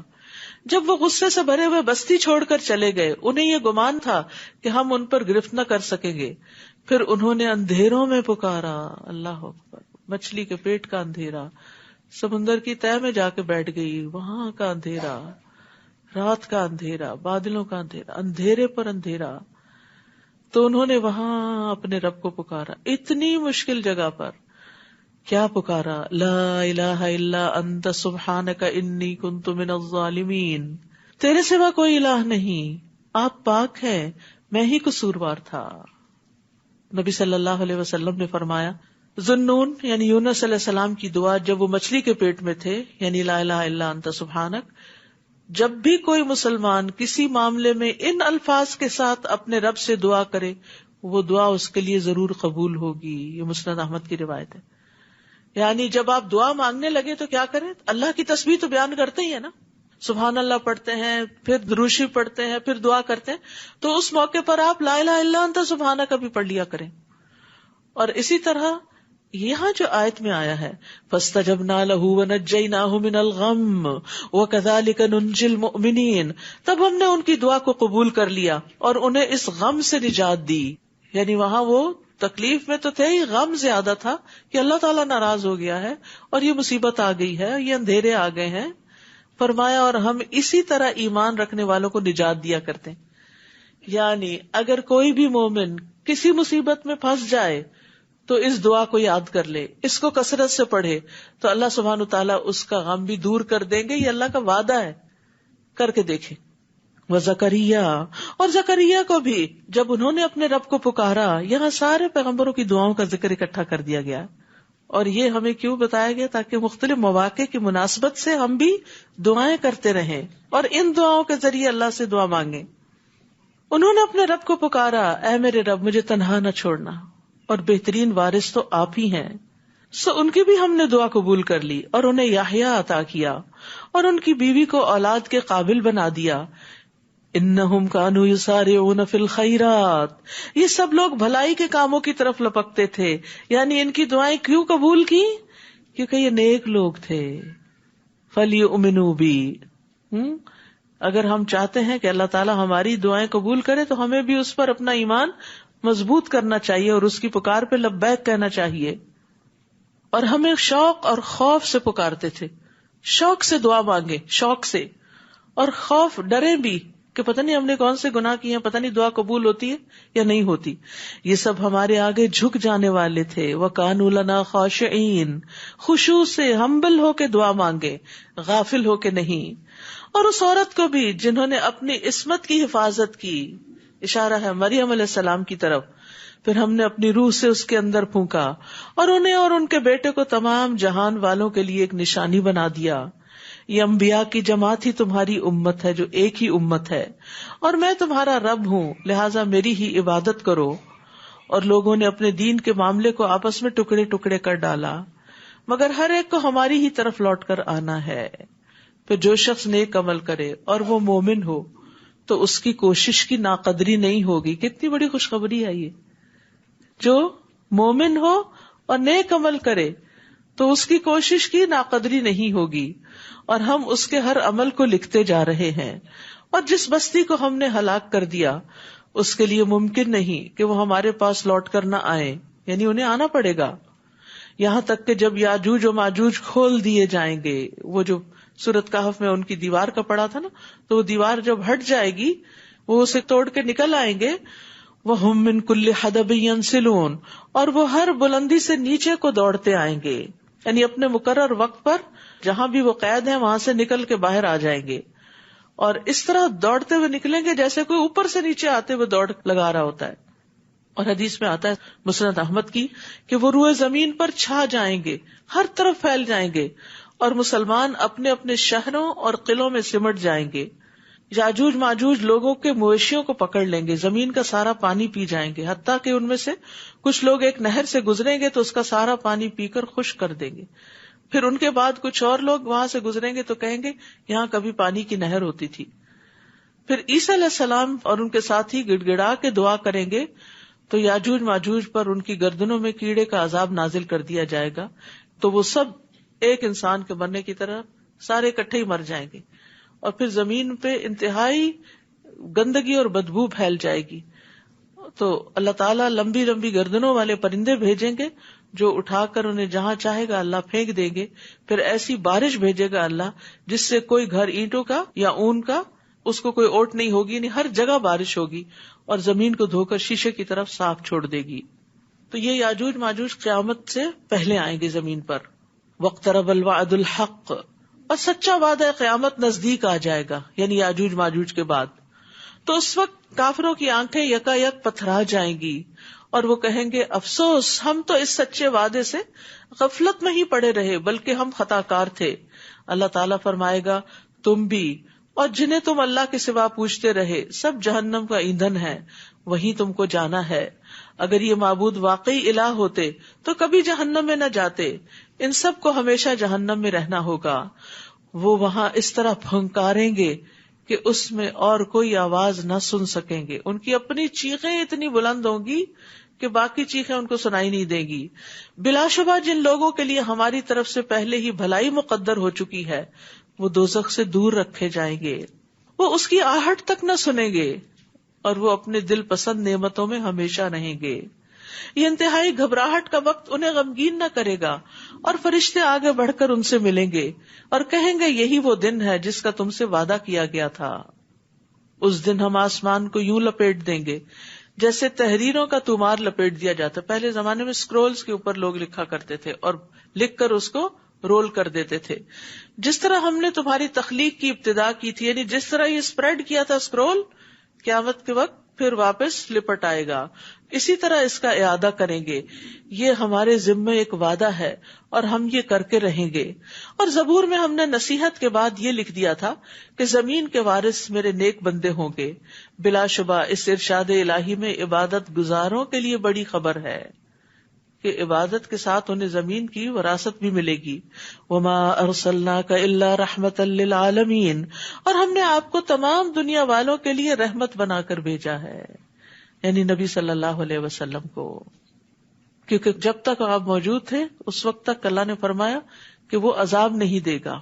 آپ دشمنوں کے لیے بھی سراپا رحمت تھے. آپ سے کہا گیا اللہ کے رسول صلی اللہ علیہ وسلم مشرکین کے لیے بد دعا کیجیے، تو آپ نے فرمایا مجھے لعنت کرنے والا بنا کے نہیں بھیجا گیا بلکہ مجھے تو رحمت بنا کر بھیجا گیا ہے. اور قیامت کے دن بھی آپ مومنوں کے لیے باعث رحمت ہوں گے کہ آپ کی سفارش سے کچھ لوگ جہنم میں جانے سے بچ جائیں گے، کچھ لوگ جہنم سے نکالے جائیں گے. آپ ان سے کہہ دیجئے میری طرف تو جو وحی کی جاتی ہے وہ یہ ہے کہ تمہارا الہ صرف ایک ہی الہ ہے، پھر کیا تم سر تسلیم خم کرتے ہو؟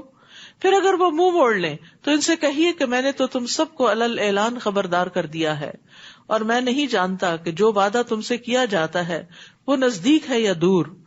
اللہ تعالیٰ وہ باتیں بھی جانتا ہے جو بآواز بلند کی جاتی ہیں اور وہ بھی جنہیں تم چھپا کر کرتے ہو. اور میں نہیں جانتا کہ شاید یہ عذاب میں تاخیر تمہارے لیے ایک فتنہ ہو اور تمہیں ایک معینہ مدت تک مزے اڑانے کا موقع دیا جا رہا ہو. قال رب احکم بالحق وربنا الرحمن المستعان علی ما تصفون. آخر کار پیغمبر نے کہا اے میرے رب حق کے ساتھ فیصلہ کر دے، اور لوگوں جو کچھ تم بیان کرتے ہو اس کے مقابلے میں ہمارا رب رحمان ہی ہے جس سے مدد طلب کی جا سکتی ہے. سورۃ الحج. بسم اللہ الرحمن الرحیم. يا أيها الناس اتقوا ربكم إن زلزلة الساعة شيء عظيم يوم ترونها تذهل كل مرضعة عما أرضعت وتضع كل ذات حمل حملها وترى الناس سكارى وما هم بسكارى ولكن عذاب اللہ شدید۔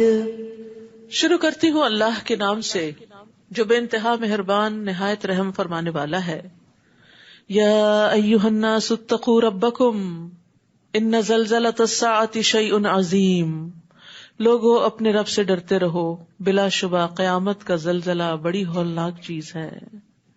اس دن تم دیکھو گے کہ ہر دودھ پلانے والی اپنے دودھ پیتے بچے کو بھول جائے گی اور ہر حاملہ کا حمل گر جائے گا، اور تو لوگوں کو مدہوش دیکھے گا، حالانکہ وہ مدہوش نہیں ہوں گے بلکہ اللہ کا عذاب ہی بڑا سخت ہوگا۔ اور کچھ لوگ ایسے ہیں جو اللہ کے بارے میں بغیر علم کے بحث کرتے ہیں، اللہ کو جانتے نہیں، اور اللہ تعالیٰ کے بارے میں، اللہ کے فیصلوں کے بارے میں، اللہ کے افعال کے بارے میں، اس کی صفات کے بارے میں عجیب و غریب باتیں کرتے ہیں، اور ہر سرکش شیطان کی اتباع کرنے لگتے ہیں، یعنی اللہ کے فیصلے اور اللہ کے احکامات کو چھوڑ کر شیطان کی باتیں مانتے ہیں، گویا دوسرے لفظوں میں اپنی خواہشات کی پیروی کرتے ہیں۔ ایسے لوگوں کی قسمت میں یہ لکھ دیا گیا ہے کہ جو شخص شیطان کو اپنا دوست بنائے گا وہ اسے گمراہ کر کے چھوڑے گا اور جہنم کے عذاب کی راہ دکھلائے گا۔ لوگو، اگر تمہیں موت کے بعد دوبارہ زندہ ہونے میں کوئی شک ہے تو تمہیں معلوم ہونا چاہیے کہ ہم نے تمہیں مٹی سے پیدا کیا، پھر نطفے سے، پھر خون کے لوتھڑے سے، پھر گوشت کی بوٹی سے جو منقش بھی ہوتی ہے اور نقش کے بغیر بھی، تاکہ ہم تم پر اپنی قدرت کو واضح کر دیں۔ پھر ہم جس نطفے کے متعلق چاہتے ہیں اسے رحموں میں ایک خاص مدت تک جمائے رکھتے ہیں، پھر تمہیں بچہ بنا کر نکالتے ہیں، پھر تمہاری پرورش کرتے ہیں تاکہ تم اپنی بھرپور جوانی کو پہنچو، پھر تم میں سے کسی کی تو روح قبض کر لی جاتی ہے اور کسی کو بدترین عمر انتہائی بڑھاپے تک زندہ رکھا جاتا ہے تاکہ وہ سب کچھ جاننے کے بعد پھر کچھ بھی نہ جانے۔ اور تم دیکھتے ہو کہ زمین خشک پڑی ہوتی ہے، پھر جب ہم اس پر بارش برساتے ہیں تو وہ حرکت میں آتی ہے اور پھول جاتی ہے اور ہر قسم کی پربہار چیزیں اگانا شروع کر دیتی ہے۔ نبی صلی اللہ علیہ وسلم سائنٹسٹ نہیں تھے، لیکن جس طرح وحی کے ذریعے آپ کو یہ علم حاصل ہوا اور آپ نے انسان کی تخلیق کے مرحلے اور اس کے سٹیجز بتائیں، وہ آج پچھلی صدی میں ہو بہو سچ ثابت ہوئی۔ اور آپ صلی اللہ علیہ وسلم ان ساری چیزوں سے خود ناواقف تھے، اللہ نے وحی کے ذریعے آپ کو یہ علم دیا۔ اور اسی طرح زمین میں کس طرح پانی کی ضرورت ہوتی ہے سبزہ اگانے کے لیے، یہ بھی اللہ نے آپ کو وحی کے ذریعے بتایا۔ اگرچہ انسان اپنی آنکھوں سے دیکھتا ہے لیکن پانی کے بغیر کوئی بھی زندہ چیز سروائیو نہیں کر سکتی۔ تو یہ سب کچھ نبی صلی اللہ علیہ وسلم کے سچا رسول ہونے کی نشانی ہے۔ ونس آپ کی رسالت اسٹیبلش ہو جاتی ہے، قرآن سچی کتاب ثابت ہو جاتا ہے، تو اس کے بعد اگلا مرحلہ یہ ہوتا ہے کہ پھر انسان جو کچھ اس کتاب میں ہے اس سب کو سچا مانے اور اس کے مطابق اپنی زندگی کو تبدیل کر لے۔ یہ سب کچھ اس لیے ہوتا ہے کہ اللہ ہی حق ہے، وہی مردوں کو زندہ کرتا ہے اور وہی ہر چیز پر قادر ہے، اور قیامت یقیناً آنے والی ہے، اس میں کوئی شک و شبہ نہیں، اور اللہ تعالیٰ ضرور ان لوگوں کو زندہ کر کے اٹھائے گا جو قبروں میں پڑے ہیں، چاہے کتنی ہی لیئرز کے نیچے ہیں، سب اٹھیں گے۔ اور کچھ لوگ ایسے ہیں جو بغیر علم، ہدایت اور روشنی بخشنے والی کتاب کے اللہ کے بارے میں بحث کرتے ہیں۔ اللہ سبحانہ وتعالیٰ کا تعارف قرآن کے ذریعے حاصل ہوتا ہے، نبی صلی اللہ علیہ وسلم کے ذریعے ہمیں پتہ چلتا ہے کہ ہمارا رب کون ہے، اور وہ ہمیں پتہ کرنا چاہیے۔ لیکن کچھ لوگ علم حاصل نہیں کرتے، رب کے بارے میں معرفت حاصل نہیں کرتے، لیکن ایسی باتیں کرتے ہیں جو زیبا نہیں دیتی رب کو، اور پھر خاص طور پر اللہ تعالیٰ کی توحید کے بارے میں شک کرتے ہیں، یا پھر قیامت کے آنے کے بارے میں شک کرتے ہیں۔ اور ازراہ تکبر حق سے اپنا پہلو موڑ لیتے ہیں تاکہ دوسروں کو بھی اللہ کے راہ سے بہکا دیں. جب ایک شخص دین چھوڑ کے نکلتا ہے، مرتد ہوتا ہے، تو پھر لائن لگ جاتی ہے. ایسے شخص کے لیے دنیا میں رسوائی ہے، یعنی جو گمراہی کا لیڈر ہو، اور قیامت کے دن ہم اس کو جلا دینے والے عذاب کا مزہ چکھائیں گے. بعض اوقات ہمارے بچے چل پڑتے ہیں نا آزادی کے نام پر، پھر اللہ تعالیٰ نے یہ کیوں کیا، یہ کیوں بنایا، ایسا کیوں کیا. سوال ہر ایک کے ذہن میں آتا ہے. یہ سوال بھی ادب سے کرنے چاہیے. جب آپ کا بچہ ایسے سوال کرنے لگے تو جواب دینے سے پہلے ادب سکھائیں اور یہ پوچھیں کہ اللہ تعالیٰ بڑا ہے یا تمہاری عقل بڑی ہے؟ کون بہتر سوچ سکتا ہے؟ وہی جس نے یہ سب کچھ بنایا ہے، جس کی طے تو کیا سرفس تک بھی نہیں ہم پہنچے، اور ہم اللہ کی ذات کو چیلنج کرتے یا اس کی بات صفات کو ہی نہ مانے، یا اس کی صفات یعنی وہ خالق ہے تو یہ کیوں بنا دیا اور وہ کیوں بنا دیا. اس کے بنانے میں جو حکمت ہے وہ اس کو پتا ہے. ہم معلوم کریں، اگر ہو جائے تو بہت اچھا، اگر نہیں معلوم ہو تو ایمان بالغیب اسی کا نام ہے کہ جو حقیقتیں ہم نے دیکھی نہیں ان کو بھی مان لیں، کیونکہ اللہ تعالیٰ بتا رہا ہے کہ وہ حقیقت ہے، جیسے آخرت. اور کہیں گے یہ تیرے اپنے ہی اعمال کا بدلہ ہے جو تو نے آگے بھیجے تھے، ورنہ اللہ اپنے بندوں پر کبھی ظلم نہیں کرتا. اور لوگوں میں کوئی ایسا بھی ہے جو کنارے پر کھڑا ہو کر اللہ کی عبادت کرتا ہے، اگر اسے کچھ فائدہ ہو تو اسلام سے مطمئن ہو جاتا ہے. یعنی ایسے ہی شکوک و شبہات کرنے والے بظاہر مسلمانوں کے گھروں میں پیدا ہونے والے، اگر وہ امتحان میں پاس ہو جائیں، جاب اچھی مل جائے تو پھر اللہ تعالیٰ بہت اچھے ہیں، اور اگر کوئی مصیبت پڑ جائے تو الٹا پھر جاتا ہے. ایسے شخص نے دنیا کا بھی نقصان اٹھایا اور آخرت کا بھی، یہ ہے سری خسارہ. تو اللہ تعالیٰ کو صرف اچھے حال میں ہی یاد نہیں کرنا چاہیے، تکلیف کے وقت بھی اللہ ہی کی طرف رجوع کرنا چاہیے اور اللہ سے راضی رہنا چاہیے. یاد رکھیے ایمان کا امتحان ہوتا رہے گا، اور کمزور ایمان آزمائش کے وقت قائم نہیں رہتا، کیونکہ انسان کو اللہ تعالیٰ مختلف طریقوں سے آزما کے دیکھتا ہے کہ یہ سچا مومن ہے یا نہیں. وہ اللہ کے سوا اسے پکارتا ہے جو نہ اسے تکلیف پہنچا سکتا ہے اور نہ فائدہ دے سکتا ہے. یہ ہے گمراہی کی انتہا. وہ اس کو پکارتا ہے جس کا نقصان اس کے نفع سے زیادہ قریب تر ہے. بہت برا ہے اس کا مددگار اور بہت برا ہے اس کا رفیق. جو لوگ ایمان لائے اور نیک عمل کیے، یقیناً اللہ انہیں ایسے باغات میں داخل کرے گا جن میں نہریں بہ رہی ہیں. بلا شبہ اللہ جو چاہے وہی کرتا ہے. اور جو شخص یہ خیال کرتا ہو کہ اللہ تعالیٰ دنیا اور آخرت میں اس کی مدد نہیں کرے گا، اس لیے وہ دوسروں کی طرف رجوع کر لے، کسی اور کی طرف چلا جائے مدد لینے، اسے چاہیے کہ آسمان تک ایک رسی لٹکائے، پھر اسے کاٹ ڈالے اور دیکھے کہ کیا اس کی یہ تدبیر اس چیز کو دفع کر سکتی ہے جو اسے غصہ دلاتی ہے. یعنی وہ کتنی کوشش کرے تقدیر کے فیصلے کو نہیں بدل سکتا. یہ نہیں کہ اللہ نے دعا نہیں سنی تو غیر اللہ کے پاس کوئی زیادہ بڑی طاقت ہے تو وہ جو اللہ تعالیٰ نہیں کام کرے وہ کر کے دے دیں گے، ایسا نہیں ہے. اسی طرح کی واضح آیات سے ہم نے قرآن کو نازل کیا، اور اللہ یقیناً ہدایت اسے ہی دیتا ہے جسے وہ چاہتا ہے. جو لوگ ایمان لائے اور جو یہودی ہوئے اور صابی اور عیسائی اور آتش پرست اور جو مشرک ہیں، اللہ تعالیٰ ان سب کے درمیان قیامت کے دن فیصلہ کر دے گا، کیونکہ اللہ تعالیٰ ہر چیز پر گواہ ہے. الم تر ان اللہ یسجد لہ من فی السماوات ومن فی الارض، کیا تم دیکھتے نہیں کہ جو کچھ آسمانوں میں ہے اور جو کچھ زمین میں ہے، اور سورج، چاند، ستارے، پہاڑ، درخت، چوپائے اور لوگوں کی ایک کثیر تعداد اللہ کے حضور سر بسجود ہے، سجدہ کرتے ہیں. اور بہت سے لوگ ایسے بھی ہیں جو عذاب کے مستحق ہو چکے ہیں، یعنی وہ سجدہ نہیں کرتے. اور جسے اللہ ذلیل و خوار کرے اسے کوئی عزت دینے والا نہیں، اور اللہ وہی کرتا ہے جو وہ چاہتا ہے. یہاں پر سورج، چاند اور ستاروں وغیرہ کا ذکر بطور خاص کیا گیا کہ وہ اللہ کی تسبیح کر رہے ہیں، جس سے کیا بتانا مقصود ہے کہ وہ معبود نہیں ہے جن کو تم پوجتے ہو. کیونکہ ستارہ پرست قومیں بھی ہیں، سورج کی پوجا کرنے والی بھی، چاند کی بھی. تو یہاں پر یہ بتا دیا گیا کہ اللہ نے ان کو پیدا کیا، اس نے انہیں تمہارے لیے مسخر کیا، وہ تو خود اپنے خالق کے حضور سجدہ ریز ہیں، تسبیح کرتے ہیں، اس لیے تم ان کے آگے سجدہ مت کرو. لا تسجدوا للشمس ولا للقمر. اور آپ دیکھیے کہ یہاں پر سجدے کا ذکر کیا گیا، تسبیح کا ذکر کیا گیا، کہ یہ سارے جھکے ہوئے اللہ کے آگے. یاد رکھیے اللہ تعالیٰ کے نزدیک سب سے پسندیدہ عمل ہے سجدہ. رسول اللہ صلی اللہ علیہ وسلم کے آزاد کردہ غلام صوبان سے کسی نے پوچھا کہ آپ مجھے ایسے عمل کے بارے میں بتائیں کہ جس کے کرنے سے اللہ مجھے جنت میں داخل کر دے. تو وہ کہتے ہیں میں نے پھر پوچھا. جب تیسری بار پوچھا تو انہوں نے کہا میں نے رسول اللہ صلی اللہ علیہ وسلم سے اس بارے میں سوال کیا تھا تو آپ نے فرمایا تم پر اللہ کے لیے سجدوں کی کثرت لازم ہے.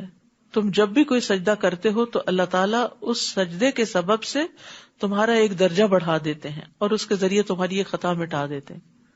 ایک روایت میں آتا ہے کہ 2 لوگ ایک دن مسلمان ہوئے، ایک شخص شہید ہو گیا یعنی دنیا سے رخصت ہو گیا، دوسرا 1 سال کے بعد طبعی موت مرا. تو حضرت طلحہ نے خواب میں دیکھا کہ جو بعد میں فوت ہوا ہے نارمل ڈیتھ میں، وہ جنت میں پہلے داخل ہو رہا ہے، شہید پیچھے ہے. تو وہ بڑے پریشان ہوئے کہ ہم نے تو شہید کا درجہ زیادہ بڑا سمجھا ہوا ہے. تو وہ نبی صلی اللہ علیہ وسلم کے پاس آئے تو آپ نے فرمایا کہ تمہیں اس بات سے تعجب ہے، کیا تم نہیں جانتے کہ اس نے اس 1 سال میں کتنے سجدے کیے، کتنی نمازیں پڑھی، کتنے روزے رکھے، کتنی اور نیکیاں کی. تو زندگی کا ہر دن بڑا قیمتی ہے. حرص رکھیں کہ اللہ لمبی عمر نیکیوں سے بھرپور دے، کیونکہ جتنے زیادہ دن آپ نیکی کریں گے اتنا ہی زیادہ فائدہ ہوگا. اچھا بعض لوگ کہتے ہیں بڑھاپے میں کر لیں گے، کیا پتا بڑھاپا آئے یا نہ آئے. اور بڑھاپے کی عبادت تو ویسے انسان کو خود بھی نہیں پتا ہوتی کہ کیا کر رہا ہے. نماز میں سو جاتا ہے، سجدے میں سو جاتا ہے، وضو کی مشکل ہو جاتی ہے اور کئی مسائل ہو جاتے ہیں. تو جو وقت ہے جب ہمت طاقت ہے تو زیادہ سے زیادہ اللہ کے حضور سجدے کر لیں. اور یہ رمضان الحمدللہ ایسا موقع ہے کہ جس میں انسان عام دنوں کی نسبت بہرحال سجدے زیادہ کرتا ہے. اور حدیث میں آتا ہے آگ ابن آدم کے ہر عضو کو کھا لے گی سوائے سجدوں کی جگہ کے. یعنی اگر کوئی نمازی کسی اور حرام کاری کی وجہ سے جہنم میں جاتا ہے تو اس کے بھی سجدے کے اعضاء آگ سے محفوظ رہیں گے. یہ 2 فریق ہیں جنہوں نے اپنے رب کے بارے میں جھگڑا کیا. ان میں سے جنہوں نے کفر کیا ان کے لیے آگ کے کپڑے کاٹے جا چکے ہیں اور ان کے سروں پر سے کھولتا ہوا پانی ڈالا جائے گا. جہنم میں کھولتے ہوئے پانی کا عذاب ہوگا. یسہر بہ ما فی بطونہم والجلود، جس سے ان کی کھالیں گل جائیں گی. وہ کیونکہ جہنم کی آگ بہت تیز ہے نا، تو اس کے پانی کا جو بوائلنگ پوائنٹ ہوگا وہ بھی شدید ہوگا، تو ان کی کھالیں گل جائیں گی اور جو ان کے پیٹ میں وہ بھی گل جائے گا. نبی صلی اللہ علیہ وسلم نے فرمایا جب دوزخیوں کے سر پر گرم پانی ڈالا جائے گا تو وہ گرم پانی اندر کو اترتا ہوا پیٹ تک پہنچ جائے گا. یعنی پہلے دماغ کو کھولائے گا، پھر وہ گزر کے پیٹ میں جائے گا اور ان چیزوں کو کاٹ ڈالے گا جو پیٹ کے اندر ہیں، یعنی آنتے وغیرہ، یہاں تک کہ وہ گرم پانی پاؤں کے راستے سے باہر نکلے گا. سحر کے یہی معنی ہیں، یسحر بہ. پھر وہ دوزخی پہلے جیسا ہو جائے گا اور پھر وہ عمل دوبارہ شروع ہو جائے گا. وَلَهُمْ مَقَامِعُ مِنْ حَدِيدٍ، نیز ان کے لیے لوہے کے ہنٹر ہوں گے مارنے کے لیے. كُلَّمَا أَرَادُوا أَن يَخْرُجُوا مِنْهَا مِنْ غَمٍّ أُعِيدُوا فِيهَا وَذُوقُوا عَذَابَ الْحَرِيقِ، جب بھی وہ رنج کے مارے دوزخ سے نکلنا چاہیں گے تو اسی میں واپس لوٹا دیے جائیں گے. استغفر اللہ. اور انہیں کہا جائے گا چکھو اب جلانے والے عذاب کا مزہ. اس کے برعکس وہ لوگ جو ایمان لائے اور نیک اعمال کیے، اللہ تعالیٰ یقیناً انہیں ایسے باغات میں داخل کرے گا جن میں نہریں بہ رہی ہیں، وہاں انہیں سونے کے کنگنوں اور موتیوں سے آراستہ کیا جائے گا اور وہاں ان کا لباس ریشم ہوگا. جنت کے لباس اور جنت کے زیورات بھی اعمال سے بڑھتے ہیں. تو جن کو زیورات کا شوق ہو وہ وضو بہت اچھے سے کیا کریں. نبی صلی اللہ علیہ وسلم نے فرمایا مومن کا زیور وہاں تک پہنچے گا جہاں تک وضو کا اثر پہنچے گا. اور جنتیوں کے لباس جو ہے وہ جنت کے درخت طوبہ سے بنایا جائے گا جس کی مسافت 100 سال کے برابر ہے، اور اہل جنت کے کپڑے اس درخت کے پھل کے چھلکوں سے بنائے جائیں گے، یعنی بہت سافٹ ہوں گے. کون ہے یہ خوش قسمت؟ یہ وہ لوگ ہوں گے جنہیں پاکیزہ کلمہ یعنی کلمہ توحید، کلمہ طیب کو قبول کرنے کی راہ دکھلائی گئی. نیز انہیں صراط الحمید دکھایا گیا، یعنی اللہ سبحانہ تعالیٰ کا راستہ جو بہت تعریف والا ہے.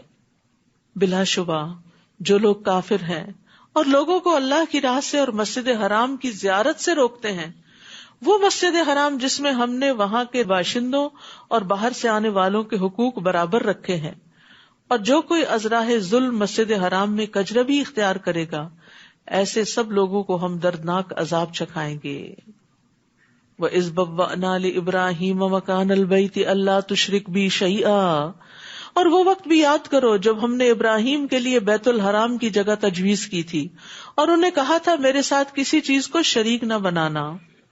اسی لیے انہوں نے دعا مانگی تھی نا کہ وَجْنُبْنِي وَبَنِيَّ أَن نَّعْبُدَ الْأَصْنَامَ. اور میرے گھر کو طواف کرنے والوں، قیام کرنے والوں اور رکوع اور سجود کرنے والوں کے لیے صاف ستھرا رکھنا. ابراہیم علیہ السلام ایک پیغمبر ہیں اور پیغمبر کو یہ تلقین کی جا رہی ہے کہ جو گھر آپ نے میرے لیے بنایا اس گھر کو پھر صاف بھی رکھنا ہے تاکہ لوگ آئیں اور عبادت کر سکیں. تو اس سے یہ بات پتہ چلتی ہے کہ اللہ کے گھر کی صفائی بڑی ضروری ہوتی ہے. اس کے کارپیٹس، اس کے واش رومز، اس کے آس پاس کی جگہیں، یہ ساری کی ساری خوب صاف ہونی چاہیے تاکہ لوگوں کا عبادت میں دل لگے. آپ نے دیکھا ہوگا کہ جن مسجدوں کے کارپیٹ سٹنک کر رہے ہوتے ہیں وہاں پر نماز میں کنسنٹریشن نہیں ہو پاتی. تو یہ کام کلینر ہونا اللہ کے گھر کا بڑا عزت والا کام ہے. اس میں کسی بھی قسم کی کوئی کنٹریبیوشن کرنا، چھتیں صاف کرنا، کھڑکیاں صاف کرنا، کسی بھی طرح صفائی کرنا، اس کے فرنیچر کو ٹھکانے رکھنا.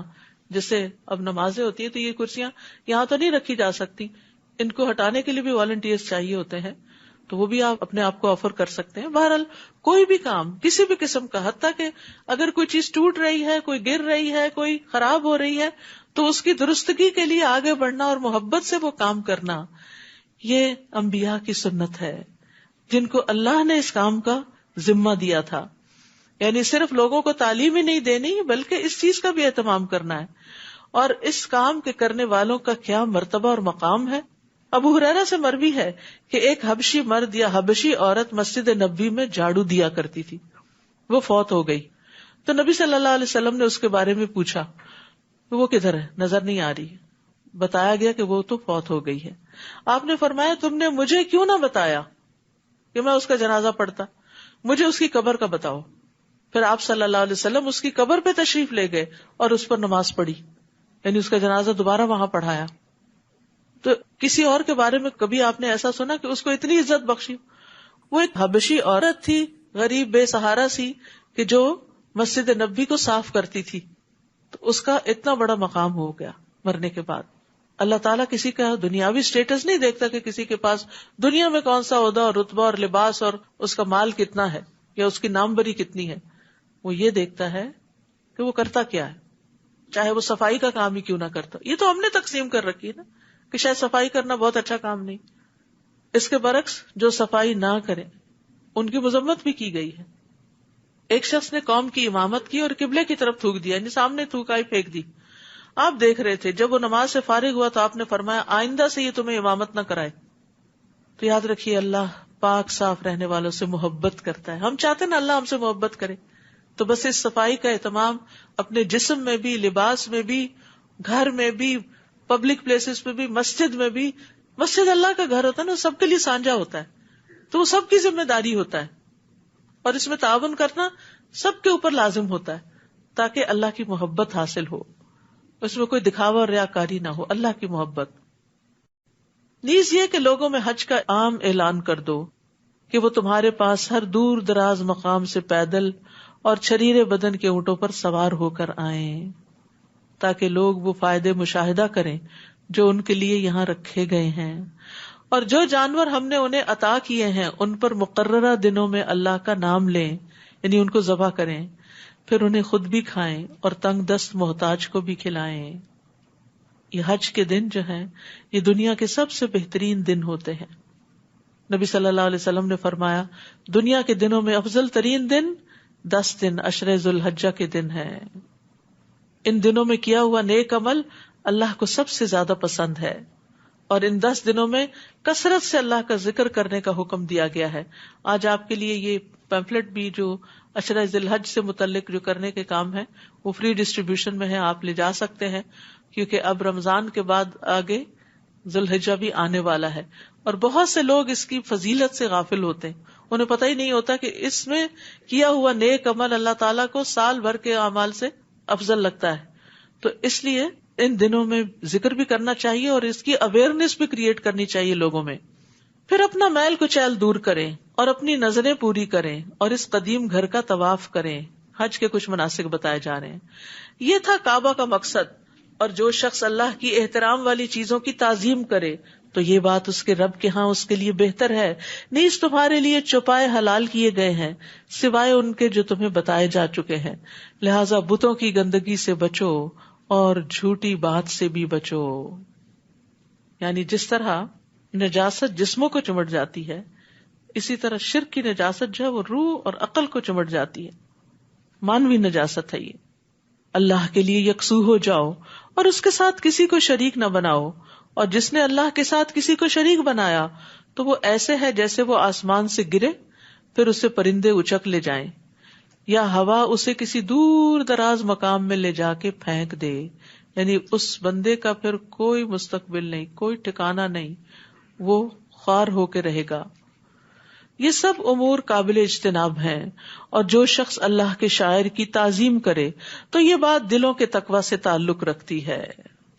یعنی یہ تو ریچولز ہیں، لیکن ان ریچولز کی قدردانی اگر انسان اللہ سے ڈرتے ہوئے کرے تو واقعی انسان ایسا متقی ہے.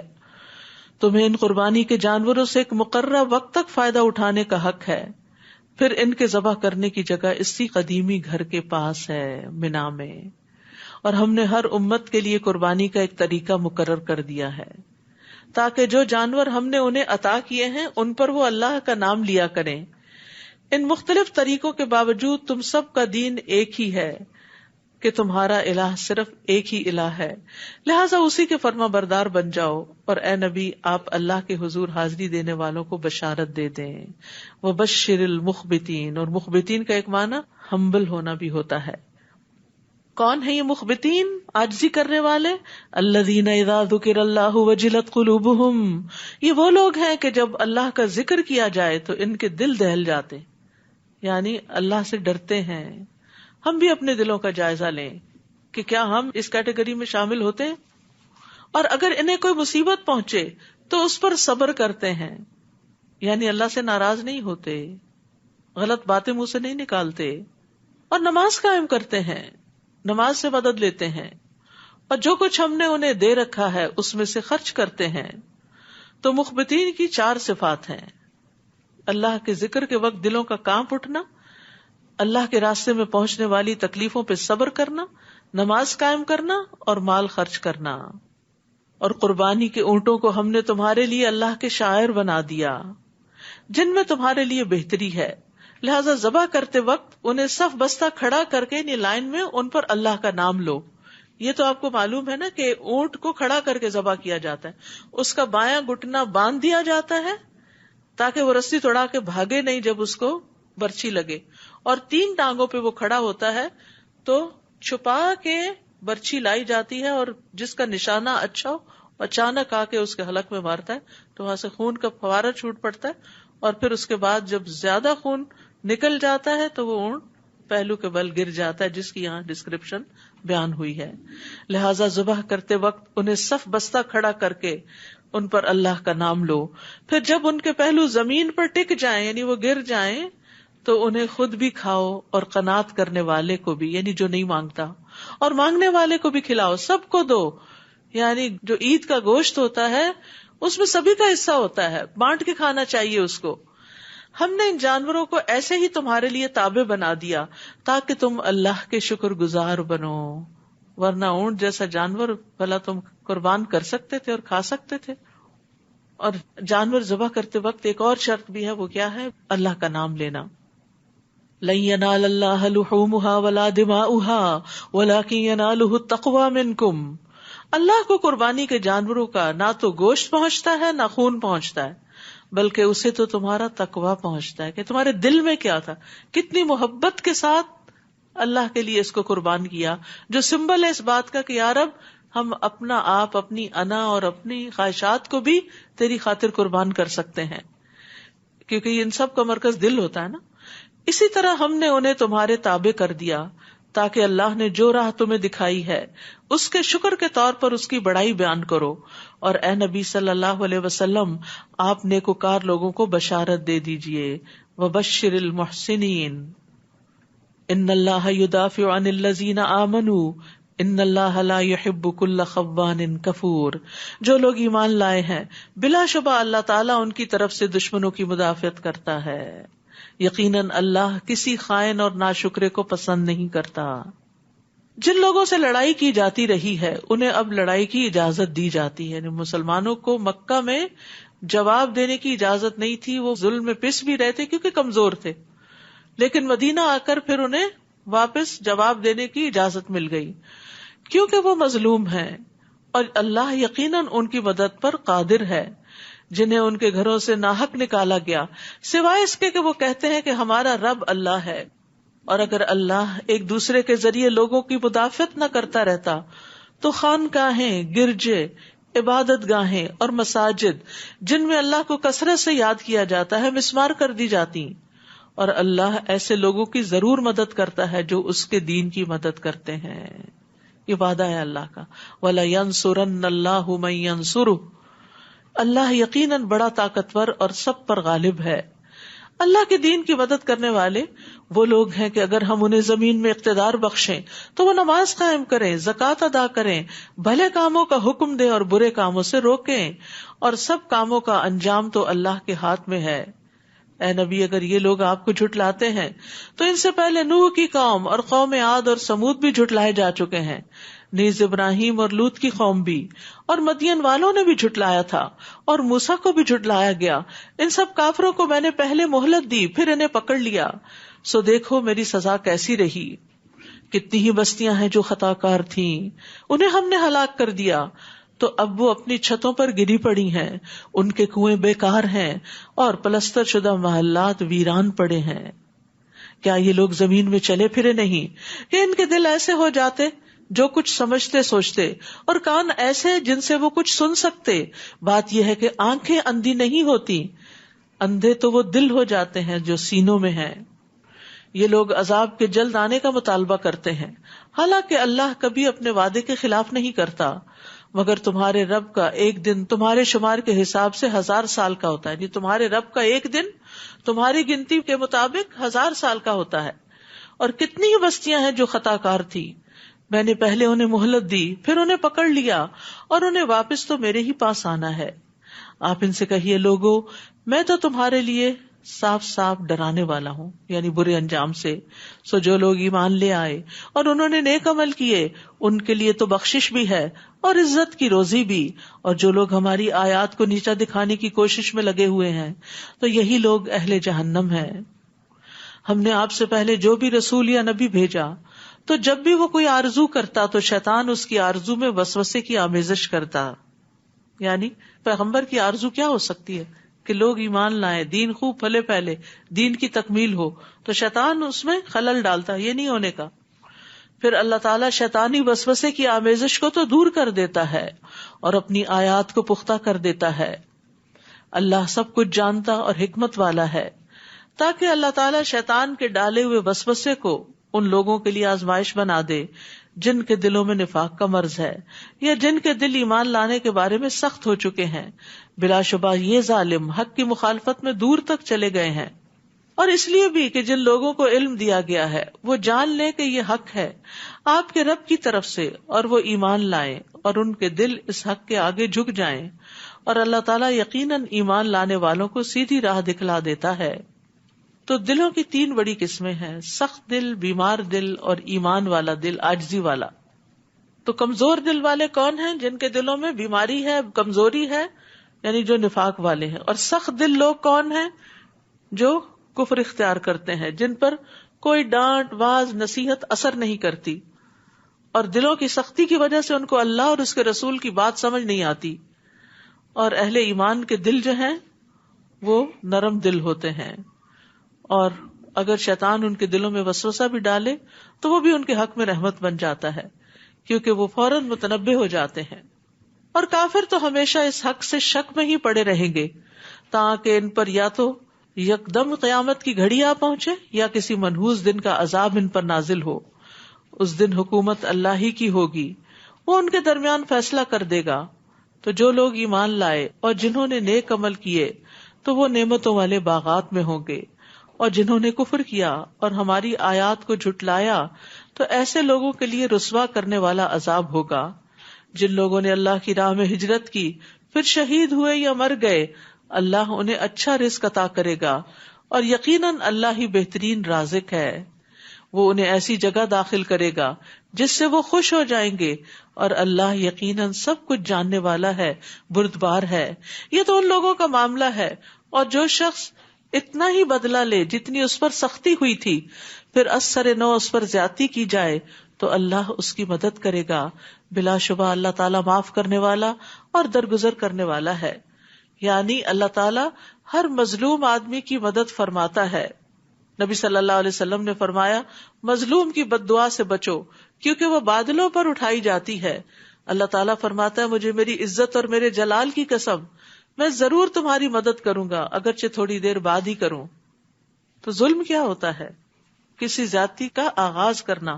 دو آدمی جب آپس میں گالی گلوچ کریں تو جس نے پہلی گالی دی گناہ اس کو ہوگا، جب تک مظلوم حد سے نہ بڑھے. کیونکہ جو جواب دے رہا ہے وہ تو مظلوم تھا، وہ تو اپنا بدلہ لے رہا ہے. اگر وہ بدلہ لینے میں حد سے بڑھ جائے تو پھر وہ ظالم بن جائے گا. یہ اس لیے کہ اللہ تعالیٰ ہی رات کو دن میں اور دن کو رات میں داخل کرتا ہے، اور اللہ سب کچھ سنتا اور دیکھتا ہے. یہ اس لیے کہ اللہ تعالیٰ ہی حق ہے، اور اللہ کے سوا جنہیں یہ لوگ پکارتے ہیں وہ سب کچھ باطل ہے، اور اللہ ہی عالی شان اور کبریائی والا ہے. کیا تم دیکھتے نہیں کہ اللہ تعالیٰ آسمان سے بارش برساتا ہے؟ یعنی تمہاری آنکھوں کے سامنے یہ معجزہ کئی بار آتا ہے، تو اس سے زمین سرسبز ہو جاتی ہے. وہ بڑا باریک بین اور ہر چیز سے باخبر ہے. جو کچھ آسمانوں میں ہے اور جو کچھ زمین میں ہے سب اسی کا ہے. بلا شبہ اللہ تعالیٰ ہر ایک سے بے نیاز اور حمد کے لائق ہے.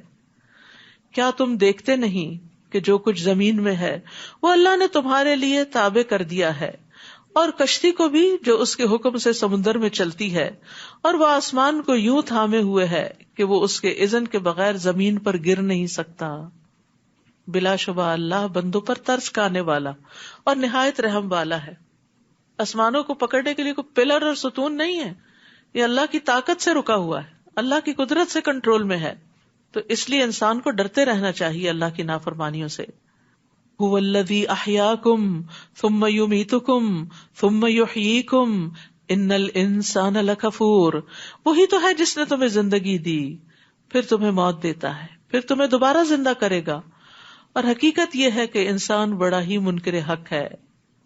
لِكُلِّ أُمَّةٍ جَعَلْنَا مَنْسَكًا هُمْ نَاسِكُوهُ. ہم نے ہر امت کے لیے عبادت کا ایک طریقہ مقرر کیا ہے جس پر وہ چلتے ہیں، لہٰذا انہیں اس معاملے میں آپ سے جھگڑنا نہیں چاہیے.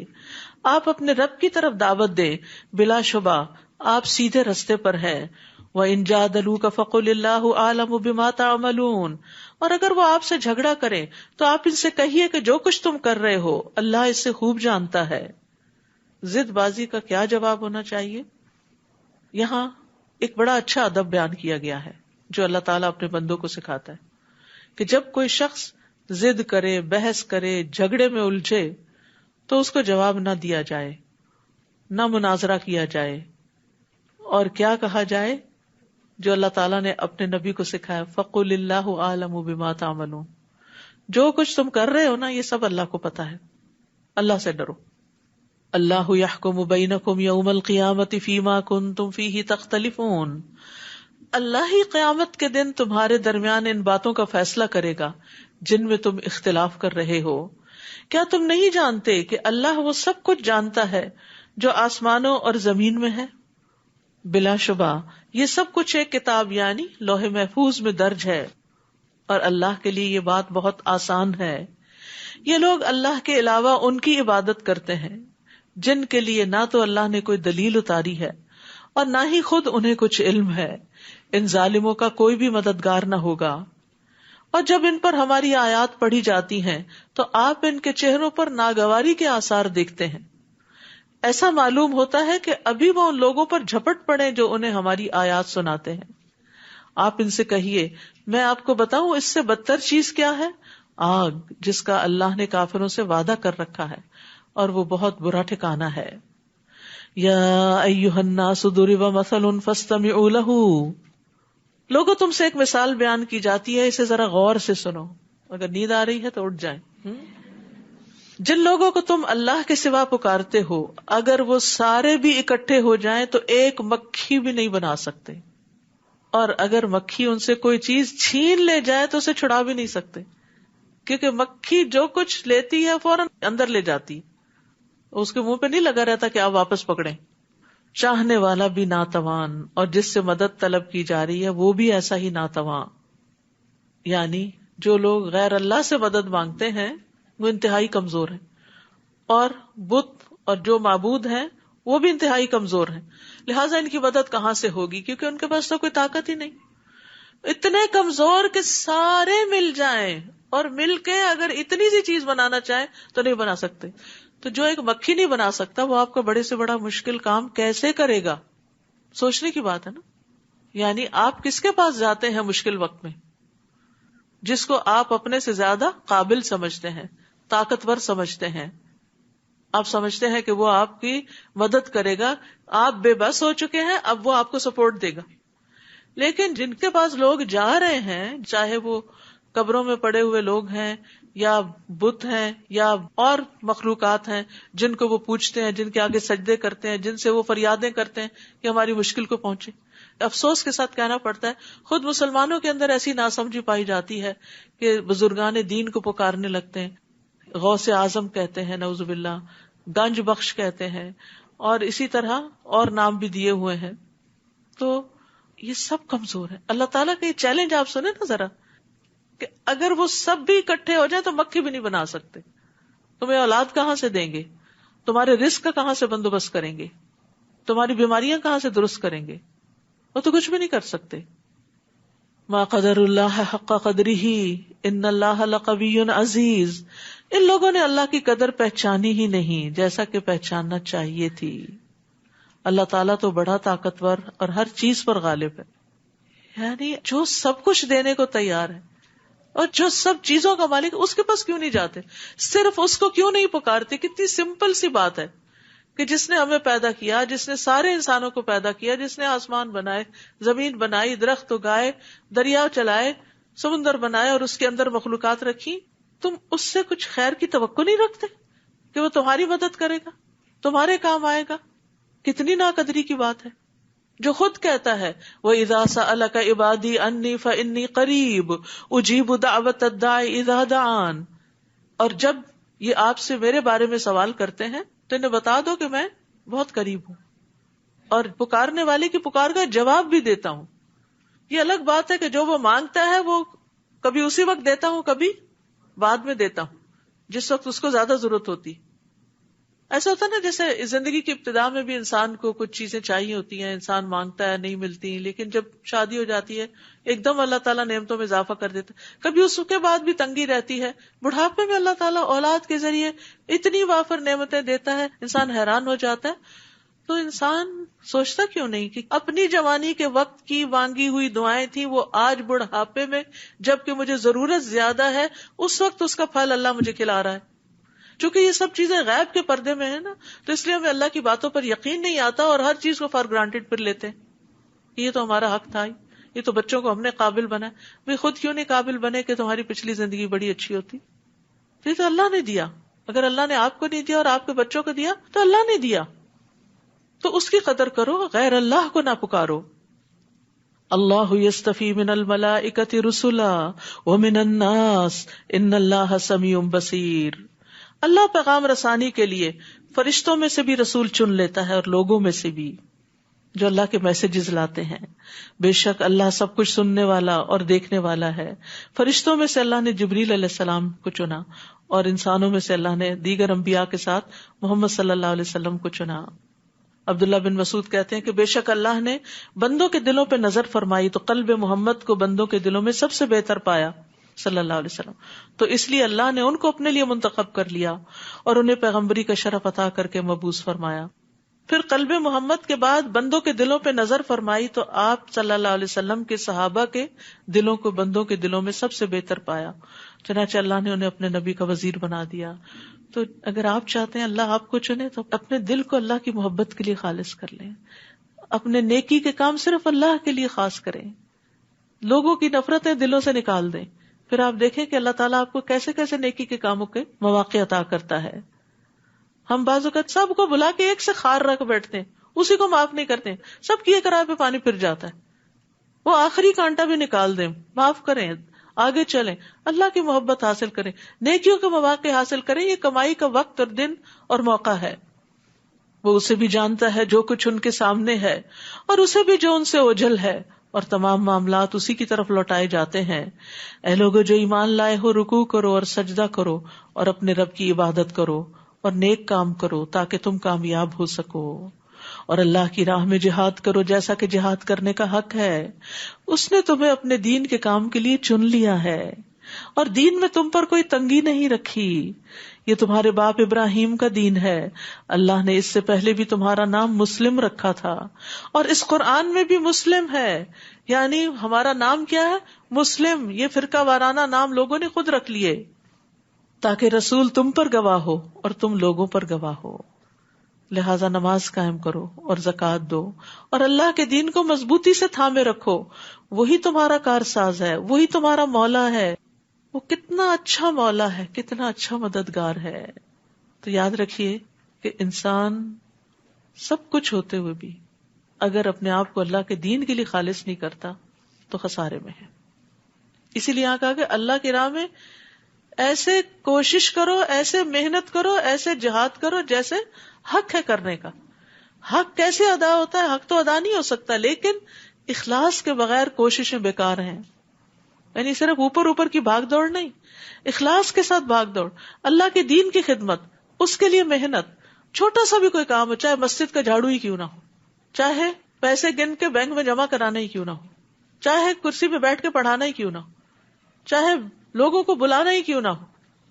یعنی کسی بھی طرح جب خالصتاً اللہ کی رضا کے لیے انسان اللہ کے دین کی مدد کرتا ہے تو وعدہ کیا, اللہ ضرور ان کی مدد کرے گا. اور پھر اخلاص میں کیا ہے؟ اسلام, اپنا آپ اللہ کے سپرد کر دینا. اور یہاں پر اس نے تمہارے لیے دین میں کوئی تنگی نہیں رکھی. حقیقت ہے ہمارے دین میں تنگی نہیں ہے. کس طرح اللہ نے وضو نہیں کر سکتے تو تیمم کی سہولت رکھی ہے, کھڑے ہو کے نماز نہیں پڑھ سکتے تو بیٹھ کے پڑھنے کی اجازت دی ہے. کس طرح سفر میں 4 رکعتوں کو 2 رکعتیں کر دیا ہے. بیمار ہو, مریض ہو, سفر پر ہو تو روزے چھوڑ کے باقی دنوں میں پورے کر سکتے ہیں. حج میں آسانیاں پیدا کی. رسول اللہ صلی اللہ علیہ وسلم حجۃ الوداع میں مینا میں ٹھہرے ہوئے تھے تاکہ لوگ آپ سے مسائل پوچھ سکیں. ایک شخص آیا, اس نے کہا مجھے خیال نہیں رہا, میں نے ذبح سے پہلے سر منڈا لیا. آپ نے کہا کوئی بات نہیں, اب ذبح کر لو. دوسرا آیا, کہا میں نے لا علمی میں کنکریاں مارنے سے پہلے قربانی کر لی. آپ نے فرمایا کوئی حرج نہیں, اب رمی کر لو. نبی صلی اللہ علیہ وسلم سے جس چیز کا بھی سوال کرتے جو کسی نے آگے پیچھے کر لی ہوتی تھی تو آپ یہی فرماتے کوئی حرج نہیں, اب کر لو. وما جعل علیکم فی الدین من حرج, تمہارے لیے دین میں تنگی نہیں رکھی.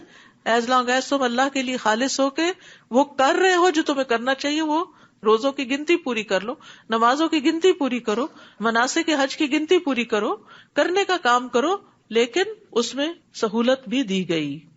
پھر اسی طرح صدقے میں بھی آپ دیکھیں کتنی اپرچونٹیز, کتنی ورائٹی دی گئی.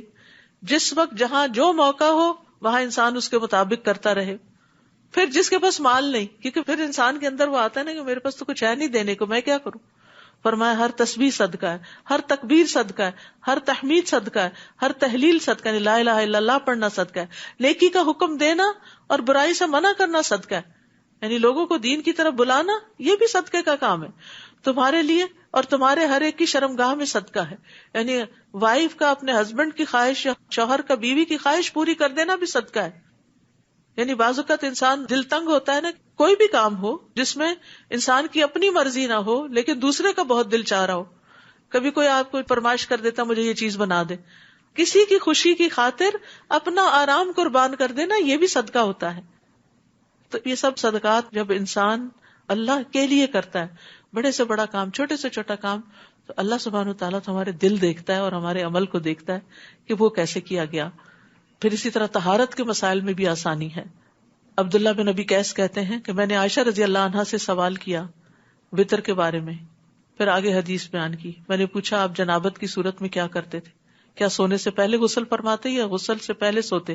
انہوں نے جواب دیا آپ یہ سب کر لیتے, کبھی نہا کر سوتے اور کبھی وضو کر کے سو جاتے. میں نے کہا اللہ کا شکر ہے جس نے دین کے معاملے میں وسعت رکھی ہے. یعنی کام کرنے کے بتا دیے. پھر ٹائم بھی ایک مقرر، مثال کے طور پہ آپ دیکھیے نماز کا ٹائم، ہر 2 نمازوں کے بیچ میں کم از کم ایک ایوریج ڈے میں 1.5 گھنٹے کا وقفت ہوتا ہی ہے، مغرب اور عشاء کے بیچ میں یا عصر اور مغرب کے بیچ میں. یہاں تو ماشاءاللہ دن لمبے ہیں تو زیادہ وقت بھی مل جاتا، یعنی اس میں کافی کھلا وقت ہوتا ہے نماز ادا کرنے کا. اسی طرح باقی کام کرنے کا بھی، سال میں ایک دفعہ زکوٰۃ دینے کے لیے، یعنی پورا سال جو آ رہا ہے جا رہا ہے کوئی زکوٰۃ نہیں، ملینز آئے ملینز گئے کوئی زکوٰۃ نہیں اگر سال کے آخر میں کچھ نہیں بچا. کتنی سہولت ہے. ہاں اگر جمع کر کے رکھتے ہیں تو پھر تمہارے لیے نہیں ہے سب کچھ، اس میں اوروں کا بھی حصہ ہے. تو ہمارے دین میں بڑی وسعت ہے، بڑی خوبصورتی ہے، اس کو پڑھنے سمجھنے اور اس پر عمل کرنے کی ضرورت ہے. وآخر دعوانا ان الحمد للہ رب العالمین. سبحانک اللہم وبحمدک، اشہد ان لا الہ الا انت، استغفرک واتوب الیک. السلام علیکم ورحمۃ اللہ وبرکاتہ.